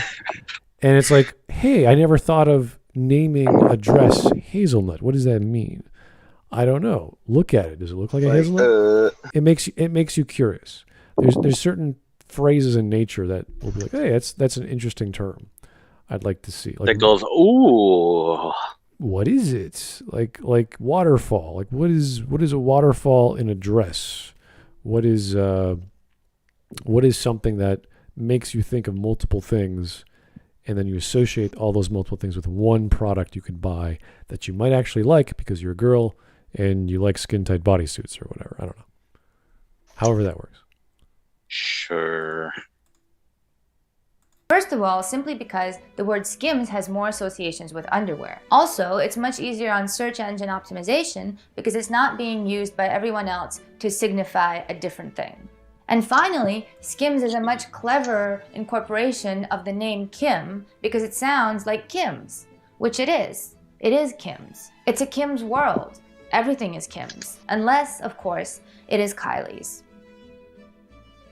Surely Kim Kardashian could have avoided this. I mean, she has a team. She hired plenty of experienced marketing professionals. And what's the team going to say? Don't do it? What? Yeah, the team only cares if she makes money or something. They are there to support her. They are marketing teams, in case you guys don't know, they are the wind beneath the client's sails. They are whatever the client wants, they're going to do for them. If the client wants to call their I don't know, their clothing line shit in my pants, they're going to do it. I remember the first time I saw French Connection UK, I thought, oh my God, what? I looked at the initials one more time. It's FC UK. And I thought, that's clever because it's not swearing. It's an actual acronym. So it's clever, it's striking, and then it's not offensive because okay. It makes you do a double take because mentally we all know what that word means. So it depends. You can do some interesting stuff, but if the client wants it, they're going to do it. And she could definitely hire someone to do all of her branding and all of her marketing, or she could do it herself. And no one's going to stop her. So. Yeah. And why, again, I'm sorry, but it's just like, what does this have to do with cancer culture? Talking about Kim Kardashian's in this case, advertisements, I don't know. The YouTuber is inventing, or she's believing that this is her own created campaign to cancel herself or to make herself look stupid and have her blow up, when in fact it's really just her being dumb. It's really just Kim Kardashian being Kim Kardashian. So yeah. Now you could argue 3 days, first we're going to launch the campaign, we're going to apologize, then we're going to launch the real campaign, change all our branding again.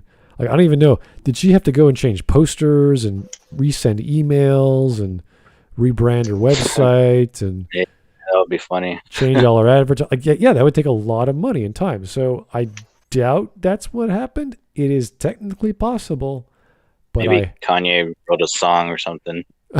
At the time, maybe. There was that I Love Bees thing with Halo. When it was a Halo 2? I can't remember what the campaign was for. And it was a whole campaign. I even saw it in Toronto. I had no idea what it was. I'm not even a Halo guy, but I found out because I saw it plastered all over the place organically. People were plastering I Love Bees in graffiti all over Toronto. I was like, what the frickin' hell is that about? I keep seeing it, so I have to find out. And that's how crazy marketing can be to something so generic that doesn't make any sense. Like, okay, well, this is driving me nuts. I gotta find out. Just because of human curiosity and a bunch of kids running around with spray paint. So, Mike Testa, Skims sounds like skim milk, so no, it made it worst. Worst, as in versed? Oh, thank you, Mike Testa. I don't think of skim milk when I think of Kim Kardashian. No. You don't? No. I mean, what? They both stink, right? Both two things I would never buy. So. Well, yeah. That's similar, I guess. I don't know. To work on her underwear. There's such a thing as polls and focus groups, for fuck's sake. I refuse to believe that this lady who plays the internet like Yo-Yo Ma plays the cello did not realize what was going to happen if she named her brand of tummy-tucking shorts Kimono. Is this a conspiracy theory? Because that kind of thing is not... She doesn't play the internet, though. She's just that stupid. We just got to use Occam's razor. It just... If you want to see her play the internet, go to the time where she, I guess, posted like a raunchy photo of herself nude. That's how she plays the internet. Yeah. She is not here playing 4D chess. You might make that argument for Trump, but not Kim Kardashian. Oh, that's Kanye. Kanye is just nuts. He is nuts. He's a genius, but he's nuts. And I think Trump is just random and bashful. He's gonna take over the world. Watch, you'll see. I would like to see him run again for president, just to see what would happen Everyone's playing checkers. He's playing chess. with himself. That's why we're all gonna lose. Because we're not playing with him. Yeah. He's like playing himself. All right. Yeah, at night, because Kim won't satisfy him. All right. No, this is not a conspiracy theory. The topic of nude panties is not important enough for there to be a conspiracy theory about it, okay? Anyway, my point is, I wonder if Kim didn't take the wave of outrage around cultural appropriation and You shut up about Kim. Oh my God, cultural Oh my goodness. Okay, so here we went from capitalism bad.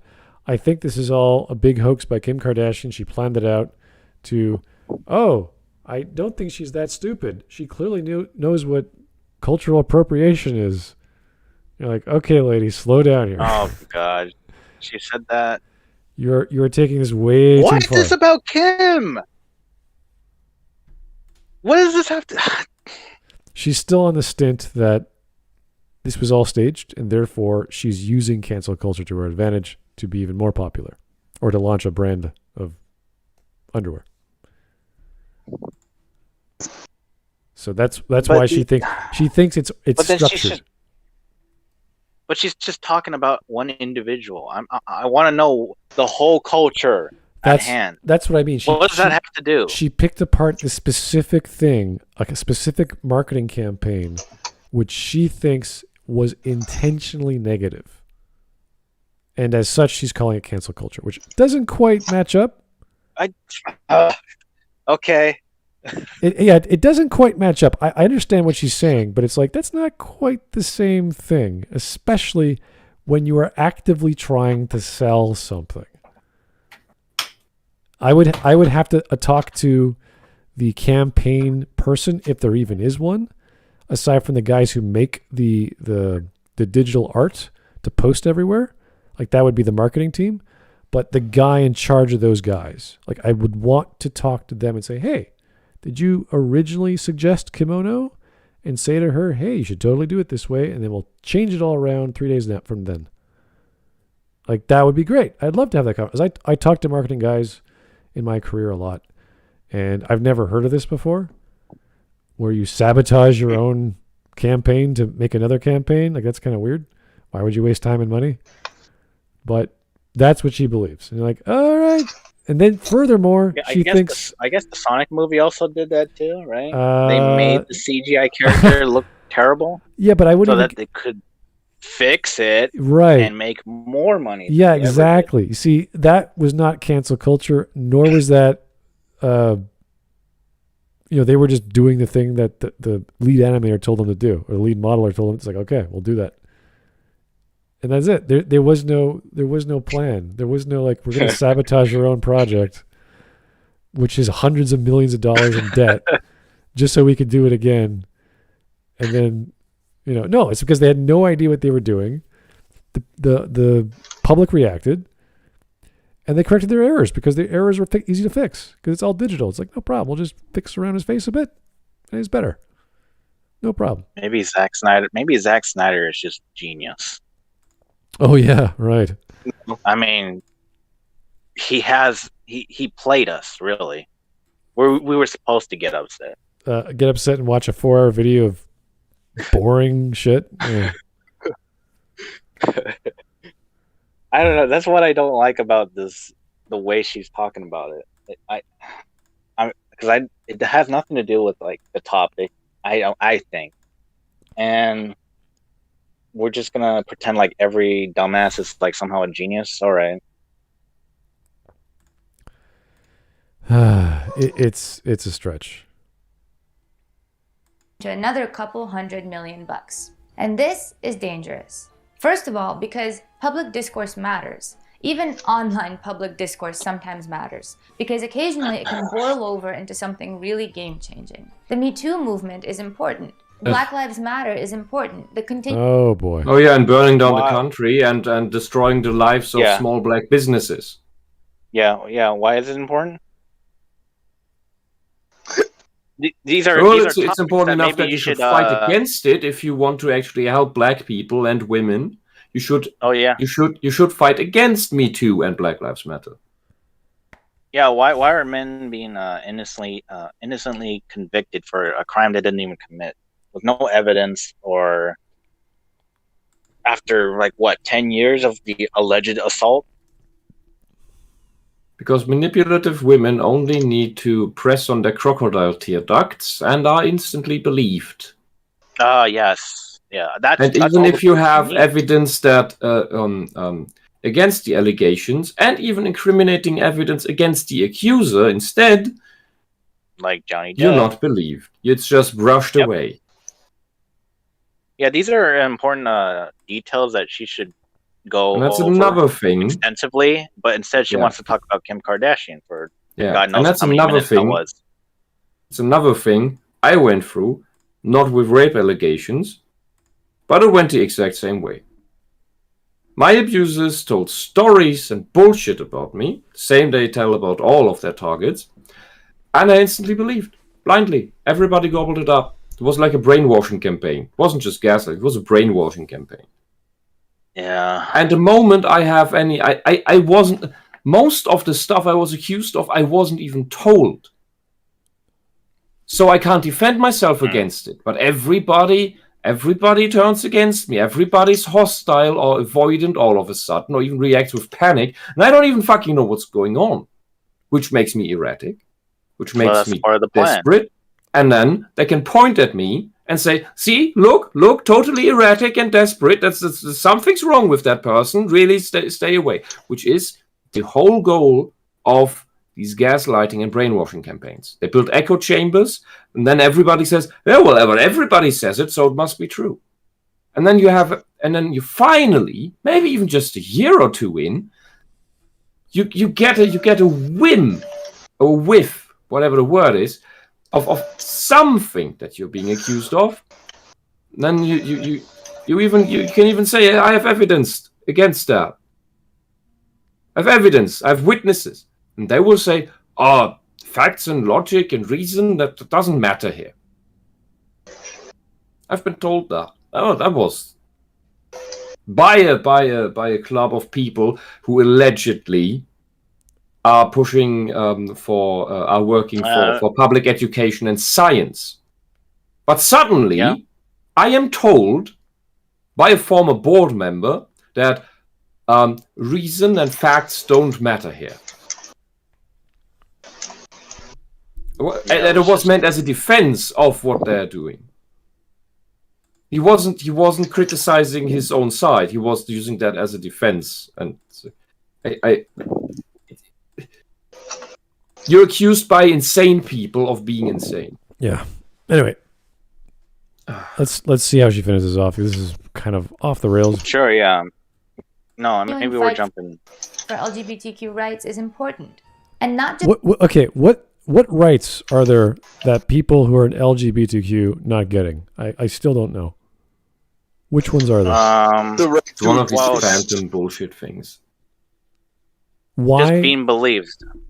Being believed to be what? I mean, she's in Russia. Whatever. It's a bit harder for rainbow people there. Oh, sure. But Russia also knows that the rainbow bullshit is completely subverted by a beast that the KGB fought up and is now loose.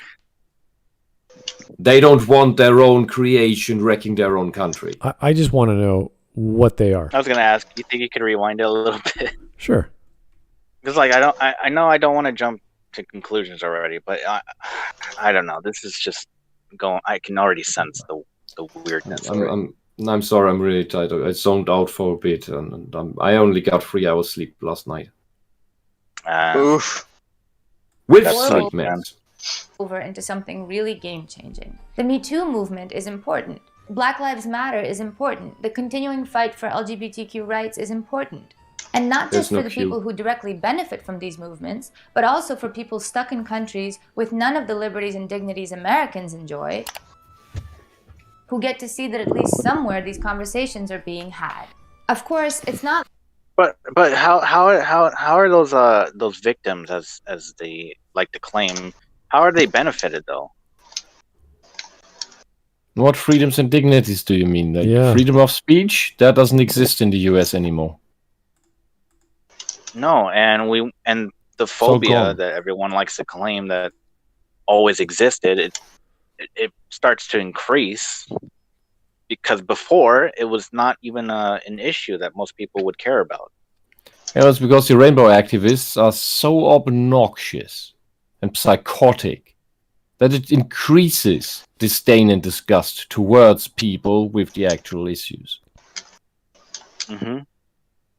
So Yeah, thanks so for then that. you actually hear from people that, yeah, these movements are actually doing more damage to them than before. Yeah, I said that years ago about the trans shit. Yeah. Yeah, but no, also like BLM, for example. Mm-hmm. All right.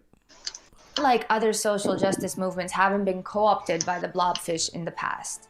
But The social justice has not been co-opted by capitalism. Social justice is a movement for socialism, for insurrection against anything that is not socialism.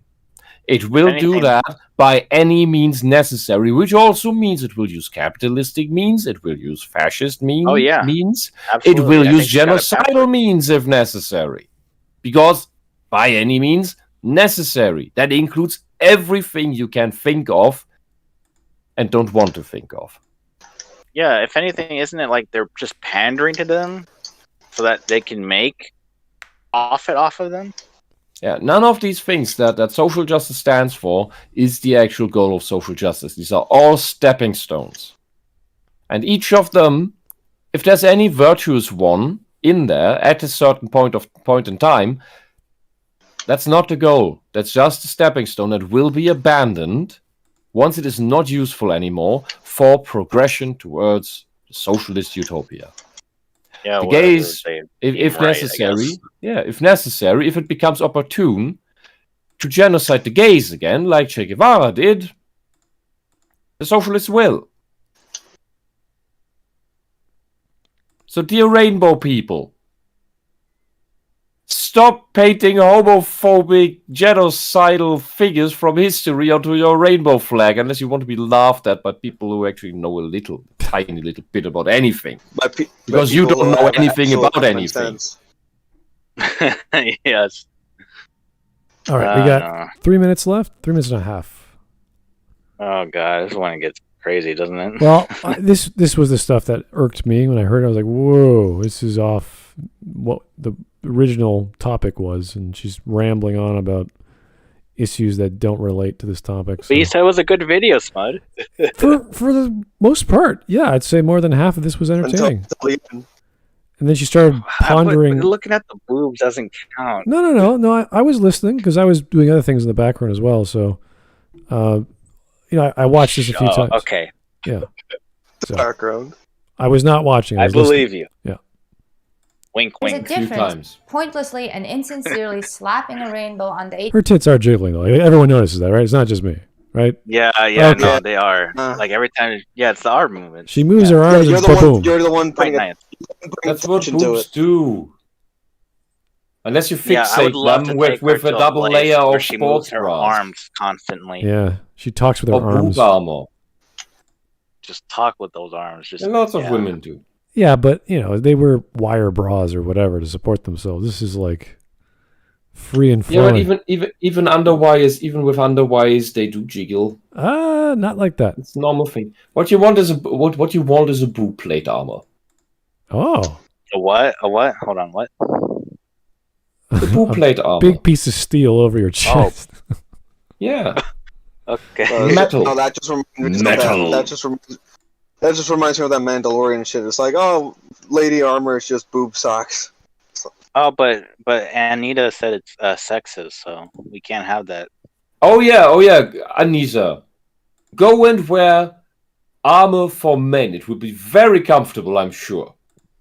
If you have any cup size above an A. Okay. And Anita is, I think, at least a C, so she will be very uncomfortable. AT&T Yeah, logo once that a was year, kind of weird. and 'Cause just she actually does completely have the poisoning boobs. all of public discourse by turning it into a covert marketing campaign. Outrage marketing undermines. It is a marketing campaign. She's selling her clothing. Yeah, but that also that all these companies adopt this for a month is only showing and proving that the rainbow fascists have nothing to fight for anymore. They are the accepted majority now. It's whatever's popular at the time. Me Too became a thing for a while, then it went away, and then someone else gets remembered something that happened 10 years ago, and they got to go sue someone or some bullshit that goes nowhere. I wouldn't even say it went away. It just changed into something else. Well, Cosby was the biggest away. one after that, I think. With that other comedian for exposing himself to his other comedian friends who are women, like stuff like that shit happens all the time. So it's like, who cares? And then the other comedian for making a joke. Yeah. They're comedians. They do this shit all the time. Not a big deal. The rest of public discourse by giving it the halo of stupidity and greed. And secondly, this is dangerous because if being outrageous, especially being outrageous in a very controlled and calculated way, can get you more money and fame than almost any other behavior, then the people who rise to the top are the most soulless, conscienceless twats. No, they're just dumb. As individuals, they are brilliant in making money. If you could act like a clown, which, let's be honest, a lot of us do on YouTube to get clicks, that's how it works. You have to be entertaining. Great. That's your shtick. That's everyone's shtick. Unless you want to be intellectual, then you're always just being serious. And you have to really talk about interesting things in science or nature or whatever. Or else you're not going to get popular. Yeah, like a lot of the people we cover try to do. The valid part of the point is that ruthless, opportunistic people will get to the top because they walk over corpses, while people with conscience, it's horrible in English because you have such similar words for both these things, while people with a conscience are limited due to the conscience. And thus the people who have the biggest elbows have it so easy getting to the top and in power and exploiting others. Because the people with the actual conscience aren't holding them back. It's also why these gaslighting campaigns work so well. People who are calloused enough and insulated enough to not care that almost everyone despises them and just use those hate-fueled clicks to buoy themselves onto the front pages of the internet and the top of mind of every person in this beleaguered country. And I'm not just talking about the Trumps and the Kardashians. Sure, most people don't earn money off making intentionally provocative statements online. But we all want those little dopamine hits we get when a post or tweet gets a big reaction. No. What the hell is that supposed to be? Not what did she everyone. Did she get footage from my last night? Apparently dopamine hits from getting lots of popularity on Twitter. Oh, that's the thing, yeah. That's the thing, yeah. Yeah, I know, but a lot of us don't care. A lot of us are like, yeah, whatever. It's social media. Who gives a shit? I'm not exactly trying some people, to make... there are people who chase that high. Sure, but I get 100 likes. That is let's try to get 100 again. That is not 1,000, 10,000. That is a purely residual effect of being good at your job. So, if we get 100 subscribers, I'll give away a gift card and subscribe now. But that's a business thing. It's not a psychological focus. You're just like, that's great, thank you. I'm popular suddenly. Have you heard of the Twitch bots who complain that if they don't get enough subscribers in a day, they get depressed and think of themselves as ugly and horrible? Yeah, but those are women. I don't care. Who has time for watching a bunch of women demanding attention and money? So then they become a woman. I'm happy if I get 1,000 views per video I upload. I don't really care. It's not like, ooh, 3,000 views. Ooh, like, no, I don't care.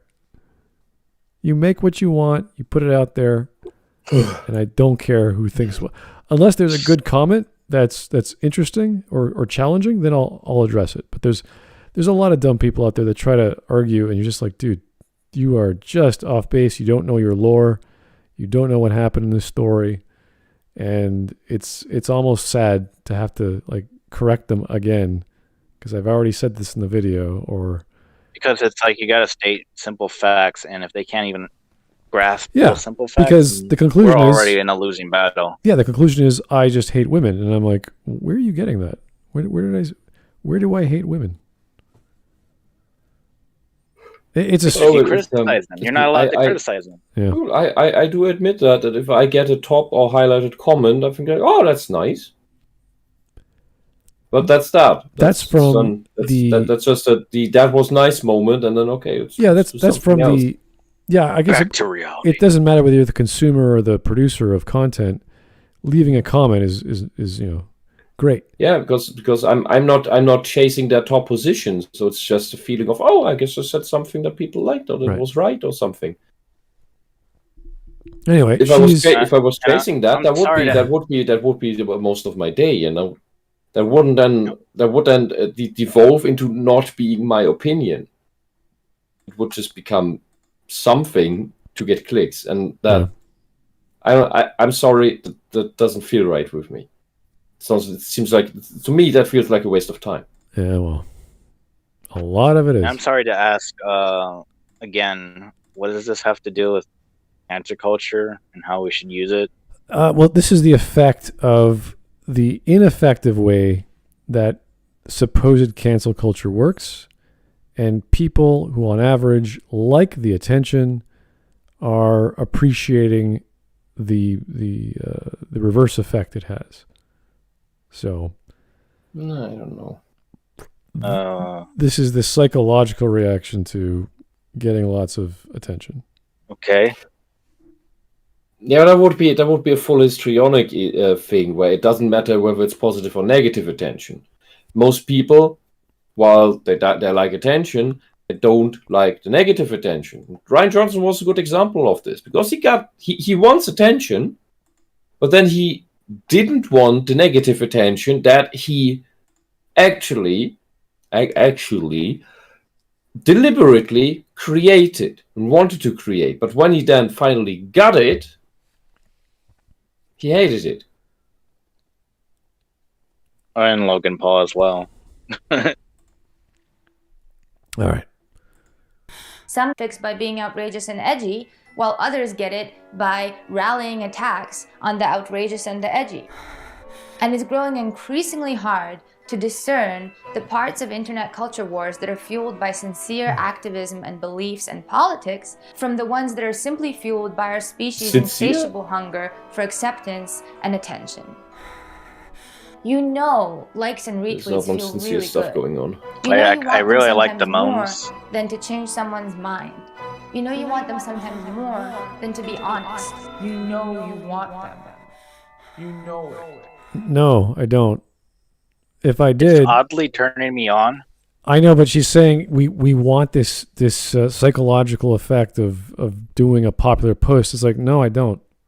If I did, I would make a heck of a lot more YouTube content instead of having a good time.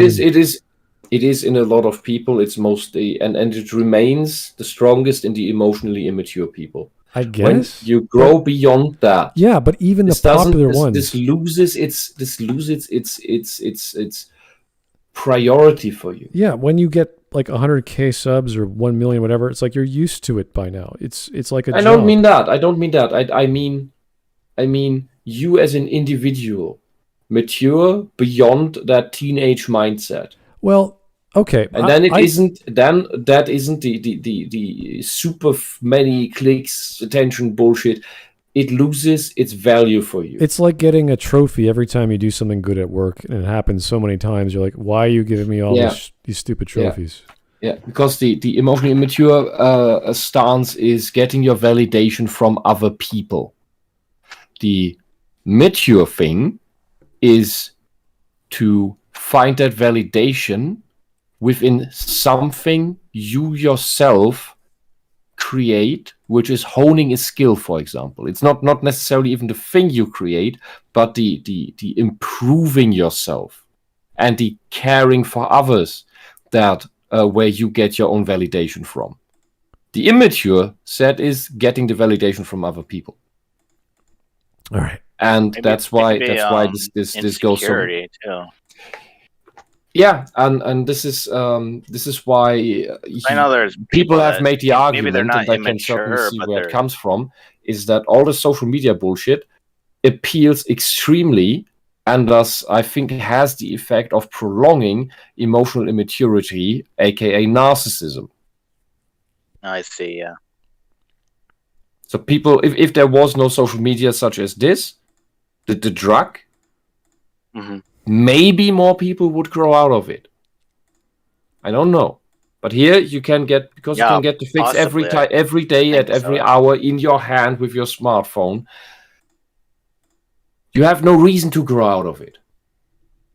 That's the problem. Maybe that's why you see such extreme personalities. Yeah, because narcissism or emotional immaturity is nothing that you grow that you easily grow out of if there is no external pressure, no true need. hmm And we're lacking, our societies in the West lack that need to grow out of it. That's why everything turns more Oedipal, including the state. All right. Let's go. Yeah, absolutely.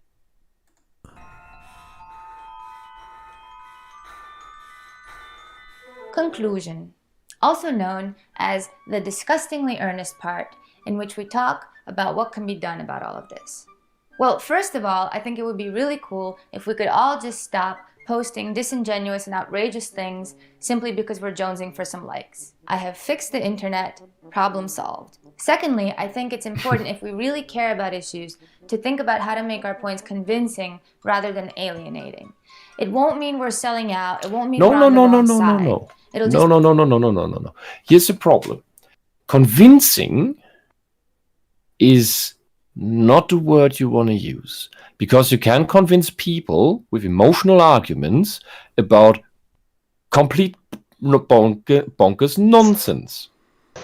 So you don't want convincing arguments, you want good arguments that are not logical fallacies. If we could convince people with those, Absolutely. the yeah. world might Not like look that better. fucking idiot that was like, Yeah. made that Because- video of why we need racism or some shit. Yeah. I mean, before I went That on was so about fucking stupid. gaslighting and brainwashing, and those are very convincing things. Oh Mhm. God, you brought the guy with the feet. Oh jeez. Wait, who brought that shit up again? There was this video. Wait, what fate? The guy with Wait, the guy talking about racism is good, and not only good, but a benefit to society or some nonsense. And he has the furry photo of the rat or the dog. You remembered the feet? How'd you remember that? How could you not forget the feet? It was in the focus in the center of the screen. I don't know. This guy was With rambling on about the with a greenish pyramids stink smell cloud around it. and slavery away. and Nazis, and you're like, what the hell am I what is this crap? And he starts off with a photo of a furry, and you're like, oh, okay. Of all things, what? Yeah, no, everything's just like, what the I'm glad we never touched that video. That was just a bad idea. We need to, though. Come on. No. Let's get honest. No, we don't. That's We need the clicks. I don't We need want to get that dopamine effect. I don't want the dopamine. I want to go away. Maybe for 350.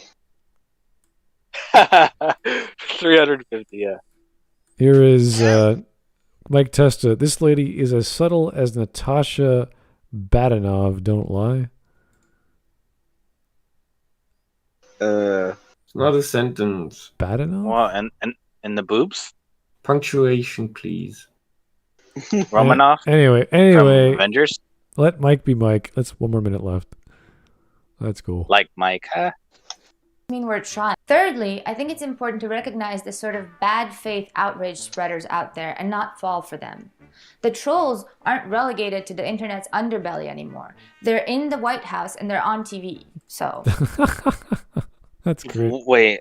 Whoa. Sorry, I was lagging a The little bit. What outraged did you say? people are the ones who invented cancel culture. So Trump is an Period. outrage person because he was the president? What? And TV people? Trump isn't doing cancel culture. He's been talking. But is she saying that the trolls somehow way too tired here? infiltrated the SJW's agenda or something?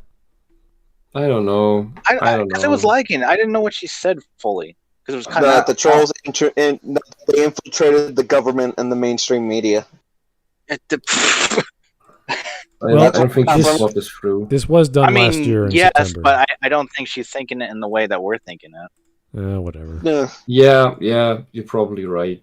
Here's mic test again. She might mean the right thing, but is not able to articulate it properly. Yes, we're back to talking about the foot furry. No, we're not. We're done. No. And finally, apart from what we can do, I think there is someone else who needs to think seriously about what can be done to change this. But you offered no explanation. That's it, guys. Thank you so much for watching.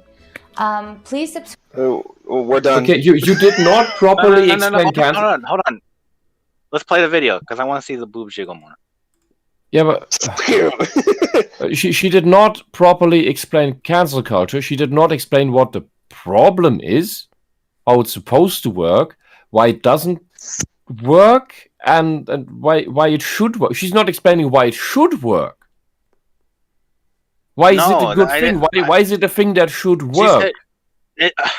I'm sorry to say this, but she was literally like, do better. How am I supposed to do better? Okay. How do I say this? Cancel culture is not a thing you want. You should not defend it. It is evil. It is a tool solely used for evil. This has been. Do away with it. Yeah, that's pretty much it. That's the message we would want to share with this lady. Okay. Okay. Are you gonna write a comment to her? No. Try to ask for the digits at least. I could. Yeah, I should, but I don't really care. She's not going to give me an answer. She seems like a nice, smart girl, but I don't think she's going to give me an answer because we know, like a true champ. We know that when we answer the question, we'll get a simple, intellectual, logical response. And she's going to say, well, this video is about this, this, and this. And it's like, I know, it's not what you said in the title. Yeah, the problem is that you got way too many jokes in there for me to... Well, no, the jokes are fine. She was talking about multiple things which were tangentially related. They weren't uncompletely outside of the ballpark, but it was still in her own assessment. This is what's happening to celebrities. Here's my analytic data I did Google searches on. It's like, I don't care about Google searches. I care about what it is you're talking about. You only applied it to the popular ones, not the actual people who have their lives destroyed. So it's this bizarre thing. I don't know. Anyway, well, we can just finish it right there. We have any stream memes, guys? I have no idea.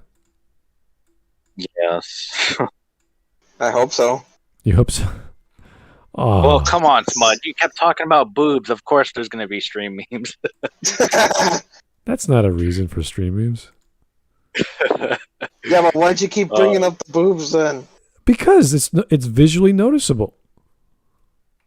I didn't notice it. You pointed it out. If she had a giant chicken on her head in one scene and didn't the next, I'd be like, "Where's the giant chicken?" It's not the same thing, dude.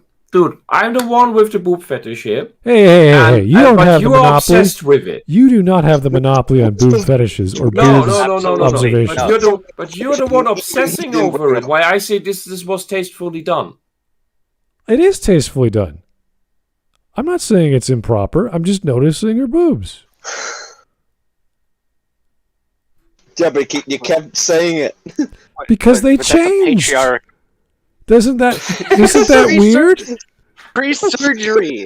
If she changed her hair, it would be like, hey, isn't that weird?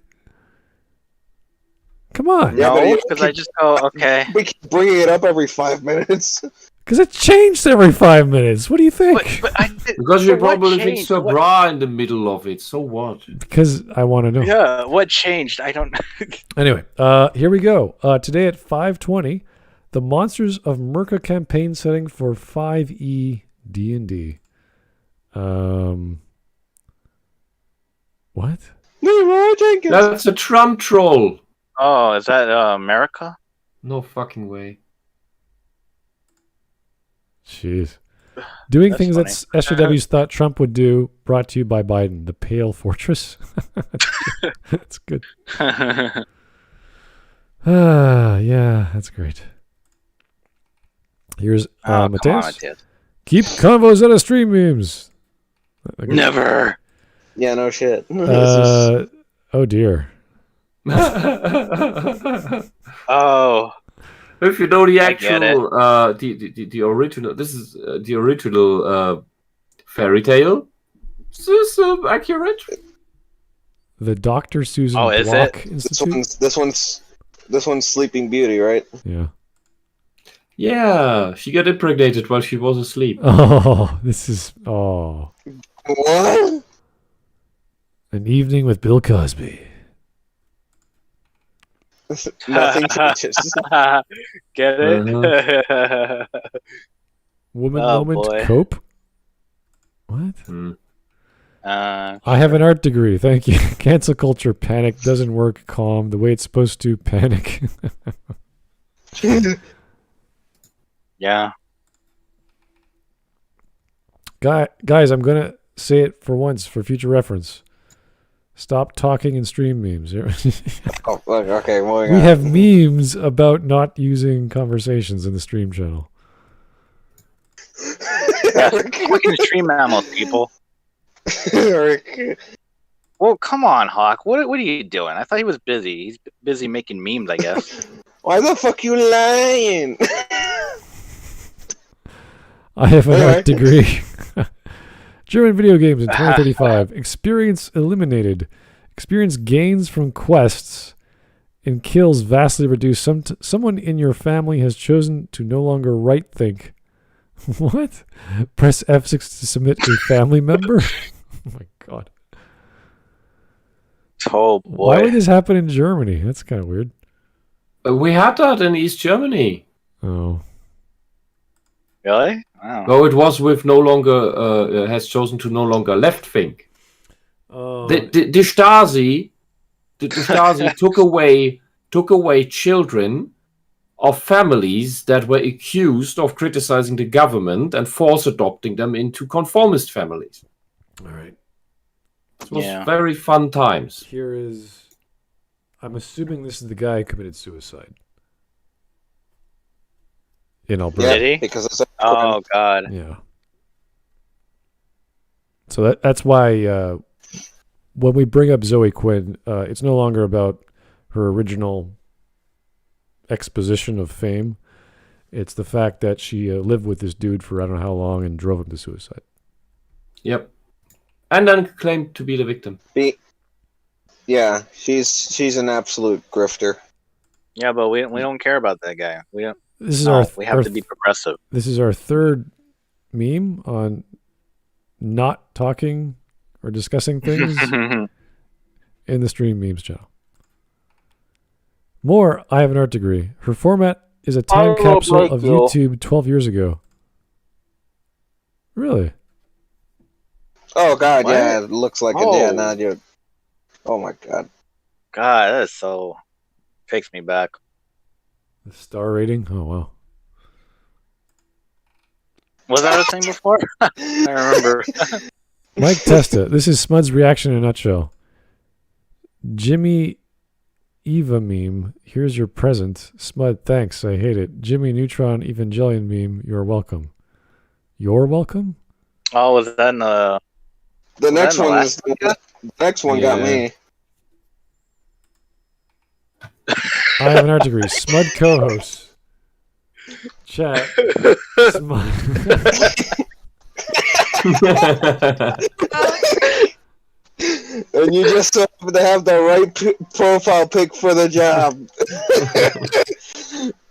It's pretty accurate.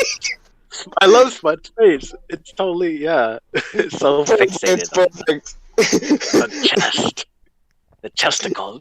When someone is talking to you and a part of her body shines and has shadows at different times, You're not blind. You might not have attention in the same area, but you're not blind. Anyway. Maybe I'm just asexual. I don't know. I would be. Go on a date. That's another story entirely. I would be very upset if you shat in my bed. Smudcast. Where did that come from?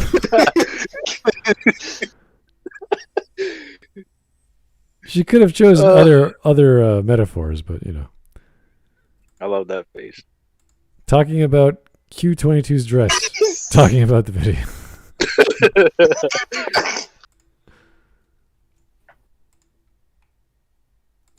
Oh boy. Cavernacle Neurality CU22.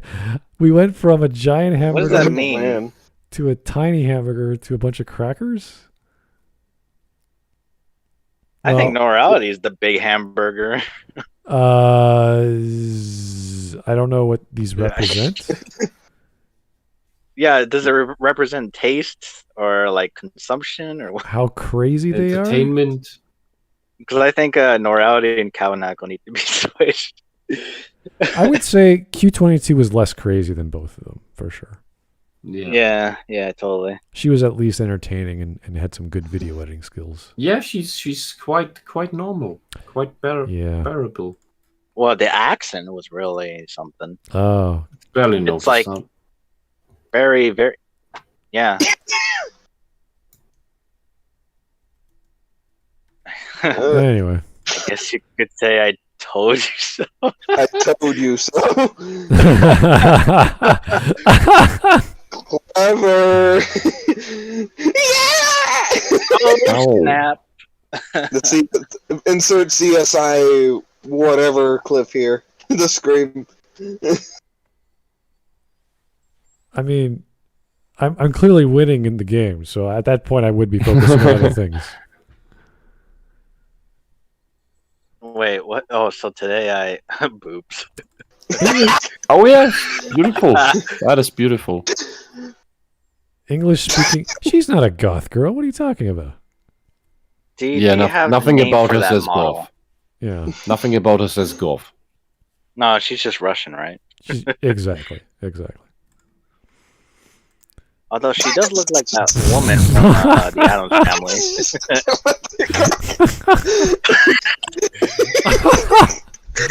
I just noticed his name tag. It's like, yeah, I'm very happy to be here, but no, I'm very serious.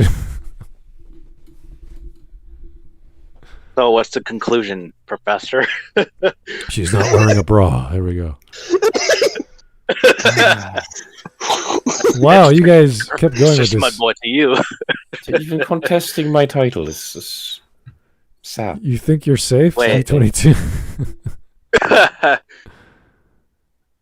Ooh, he's gonna get canceled. Honestly, the framing of her portrait, like her head was into the direct center, so there's all this negative space around her, and it's not zoomed in enough. So a lot of anything would just jump out at you. It didn't matter what it was. It would have anything would have popped up. So. What does that even mean? Bearserker, what is that? What are you doing? Japanese Smudboy, Sailor Moon, and my head on top. What are you talking about? What's that from yesterday? The day before. Today's a very good day for Smud memes. I don't know. The stream memes. I have an art degree. Having a serious discussion about cancel culture. I don't think it was that serious, honestly. Smud's obsession with Q22's chest. My eyes are moving on their own. Yeah, they are. That's true. I don't know why I'm a giant though. Is she trying to slay me, or someone trying to slay me? I mean, isn't she child coded or something? Oh God. So I guess you would be a giant compared to her. I don't know. U.S. to annex Canada, and I'm sitting at my desk smiling, reading a magazine. No, you're worried. You see the teardrop? Oh, I'm worried? It's on your forehead. No, I'm pretty much happy with that conclusion. You're U.S. So are you happy with the next? Are you happy with the next one too? If the U.S. wants to take Canada, I'm like all for it. We have a stronger dollar, stronger national defense. We get guns. more black people. We get more black people that are also Italian. Yeah. I would Yes, love to black have a New York style borough in Toronto for Italy. We have a street called College Street, which is Little Italy, but we could use another. Oh, but you don't have that? Oh. We don't have an actual. Well, we have. Okay, every part of the GTA has like ethnic groups or sectors, but I want like a downtown one. Like it's just purely Italian. That'd be great. Badly written scripts, but really great artwork.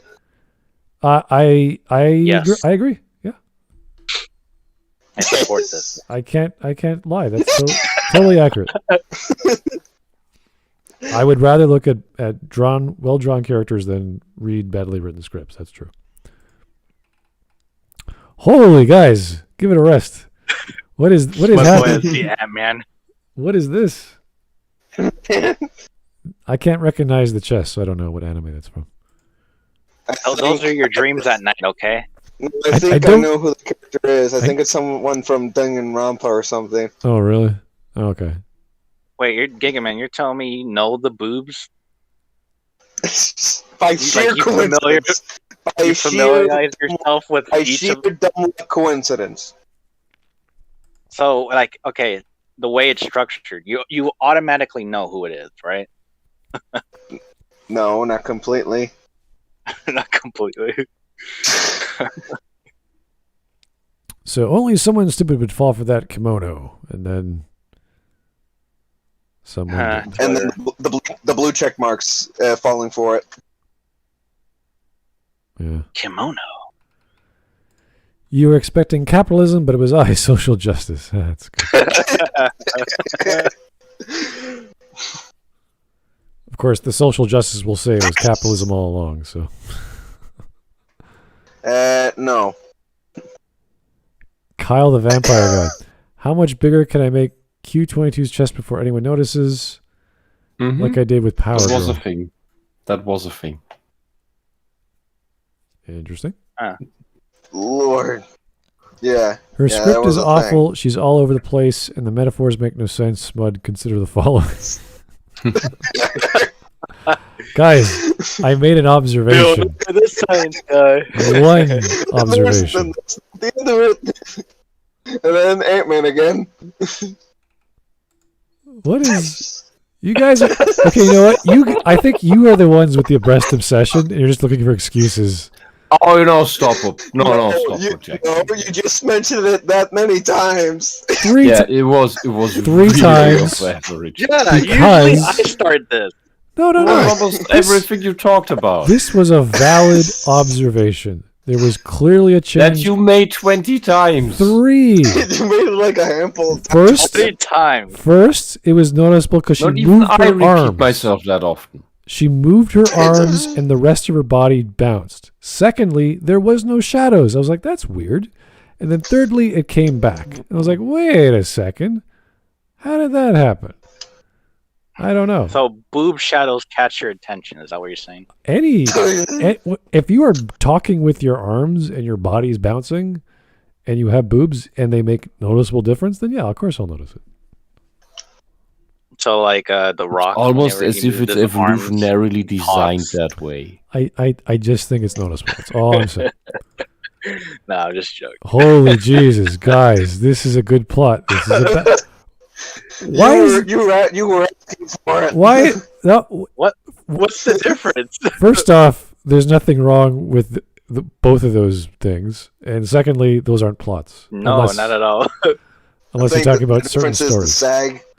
No, that's normal. That's totally The normal. sag. Of Oh, is course, that the it's a difference? plot you Nah. farm every day. Look, the sag is not the problem. Okay, as long as I squeeze them. Well, finally, here's one for Wisp, though.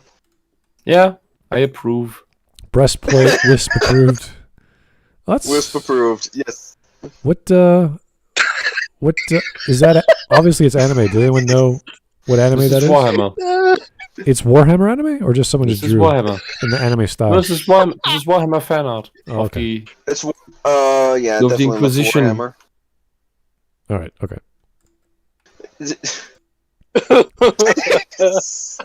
My eyes are up here. I made my choice. Stupid bitch. What am I holding in my head? What You is this? stupid bitch. Fries? Yes, of Fries, course yeah. you're holding fries. Is she Irish? Like, what's going on there? Does she like Irish? Does she like fries? I have no idea. I want the pint. Someone doing other things while watching. That's I love it. That's your face. That's your My, face during the act. got my vinegar and my olive oil and looks like some grapes or cherries. I don't know. Tennessee. Greetings, humans. I bring the secret to saving humanity. Boobs. Yeah, definitely could work. Yeah, it's also it is healthy. It is healthy to look at a pair of D cups for 20 minutes a day. It's good for your health. Wow. There's been studies about that. I've been doing that for like hours, so I'm like really healthy. All right, here we go. Ariel, important daily exercise. The humans are dangerous. Stay away from them. You're wrong, Daddy. Humans are good. They make wonderful things. Like what? Name one good thing. Boobs? Wait. You're saying mermaids don't have boobs? She clearly has boobs. What are you talking about? That's the Joker. Well, at least the new one won't have any. Oh. Unfortunately. No one Yes. wisping boob plate art. What? I'm fine with that. I approve that message. All right. Oh no! Oh no! This is Ollie turning me on. Oh, Eric, butt God. juice right 2021 color. No, we're Let bringing me it guess. back. Why? It was This is Bearserker. over. Yep. Bearserker. Oh no! Yeah. Yeah, okay, we saw that one already. Anyway, I was agreeing with a lot of what she was saying the first half. That was pretty good. And then she just went nowhere with it and started talking about Kim Kardashian. Oh yeah, sure. No, I agree.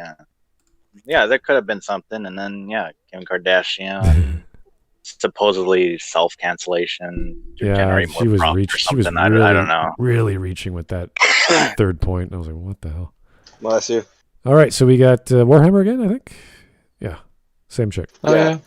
Sadly, the real Adepta Sororitas aren't that pretty. Yeah.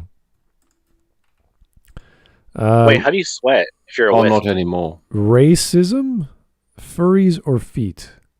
What? Gorgeous Rex. I don't know. I just had that feeling we're going to be doing the foot furry video eventually. The one with races, it's all the same thing, right? They're all the same. Yeah. I guess. I don't know. Yeah. You do not have monopoly on boob fetishes, Wisp. Sit down. Yeah, wisp. I propose a contest. What? No. Why? How? Wait, what kind What of are you talking contest are you talking about? How does that make any I don't know sense? yet. Wisp? Can But I get in on will that? win. This I will win. Capitalism bad, musket, moose, and squirrel? What? That's Okay. Must get moose and squirrel. Rocky and Bullwinkle show. Oh, okay. I couldn't tell because it's just edited. Okay, Yeah. that makes a lot of sense. That was Mike Testa, by the way. Alex Halo, missed the stream, put in a meme anyway, just try and cancel Elia. Meanwhile, in a parallel universe, he's so sweet when he is sleeping. Let's rape. Oh my god. Whoa! But what you don't know is that they're talking about Smud. Well, I actually remember this scene. Elia originally sat down and cast a spell on Shiro so she could sleep next to him, and then what's her face caught wind of that and decided to do it herself, and then so did Saber wanted to do it too. So this is the cooking show, right? So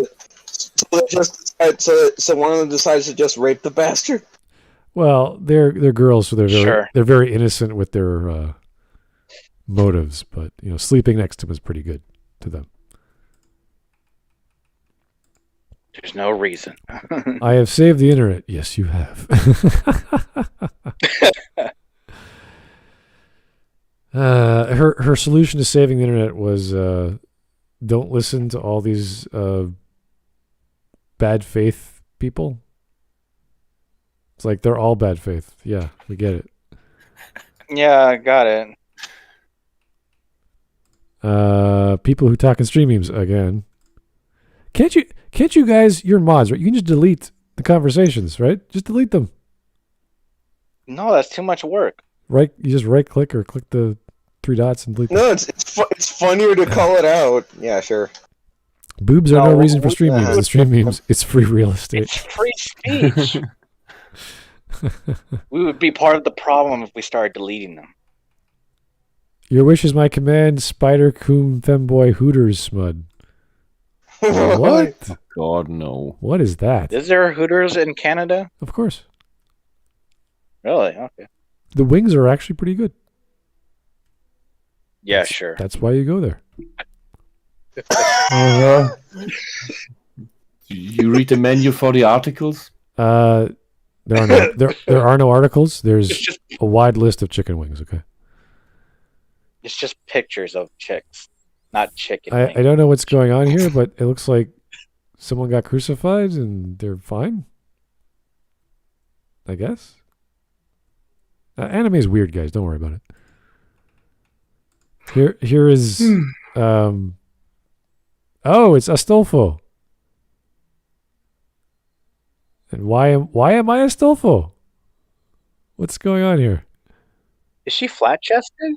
Well, it's a guy, so Astolfo's a trap. Oh, it's a trap. Oh. No, I am the boob master. Oddly turning me on. Only a master of evils. What? You're only a master of evil, Smudge. That's okay. I fully endorse this message. I don't think boobs are evil. What are you talking about? That wasn't the message. I have an art degree. Meme channel. Smud likes for boobs. Boob get better material. Meme channel. There was nothing else to the video. Smud boobs, this boob plays. Oh my god. Oh boy. Admit you're obsessed with Q22's tits or draw 25. I would draw 25. I'm not obsessed with them. Honestly, they weren't that impressive. Why are you talking about them so much? They weren't so impressive that I talked about them the same time. Memes say otherwise. They left an impression with you. No, they didn't. From the beginning of the video, you said boobs, middle, boobs, at the end, boobs.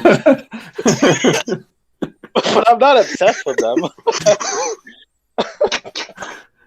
If she had a rabbit on her head, the next scene I'd talk about that. That's as simple as it gets. America. I for one welcome our new overlords. Yes. I think America would be a bonus to Canada. Chuck Norris could save Canada, yes. Yeah, I don't know. We have, it's possible. I don't know. He's a pretty cool guy. That's what I'm literally just now. The poop fairy. That's great. Oh, geez. Oh no! Why can we not please? Can we please end on a positive note? Mike Testa's artist rendition. I finally got one. So they decide to rape the bastard. It's a cooking show. Their intents are innocence. They're innocent. They had no intention of raping Cheryl. Come on, don't be stupid. They better not. All right, guys, that was pretty fun. Yeah. Whew. All right. Thank you, guys. That video was relatively easy to go through. It wasn't too long because we didn't have much to say.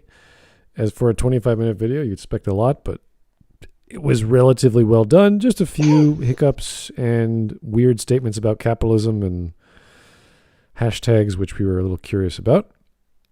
But she made some good points. She made some bad points, and it was not stupid. It was just her own opinion, which was a bit off to the side. Yeah, it's just weird.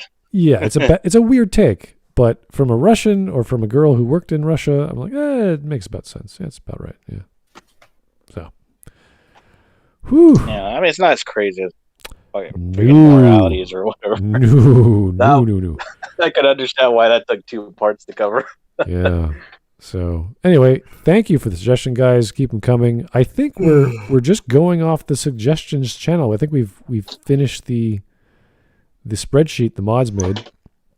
So No, it was abandoned. It was because abandoned? It was too cluttered with crap.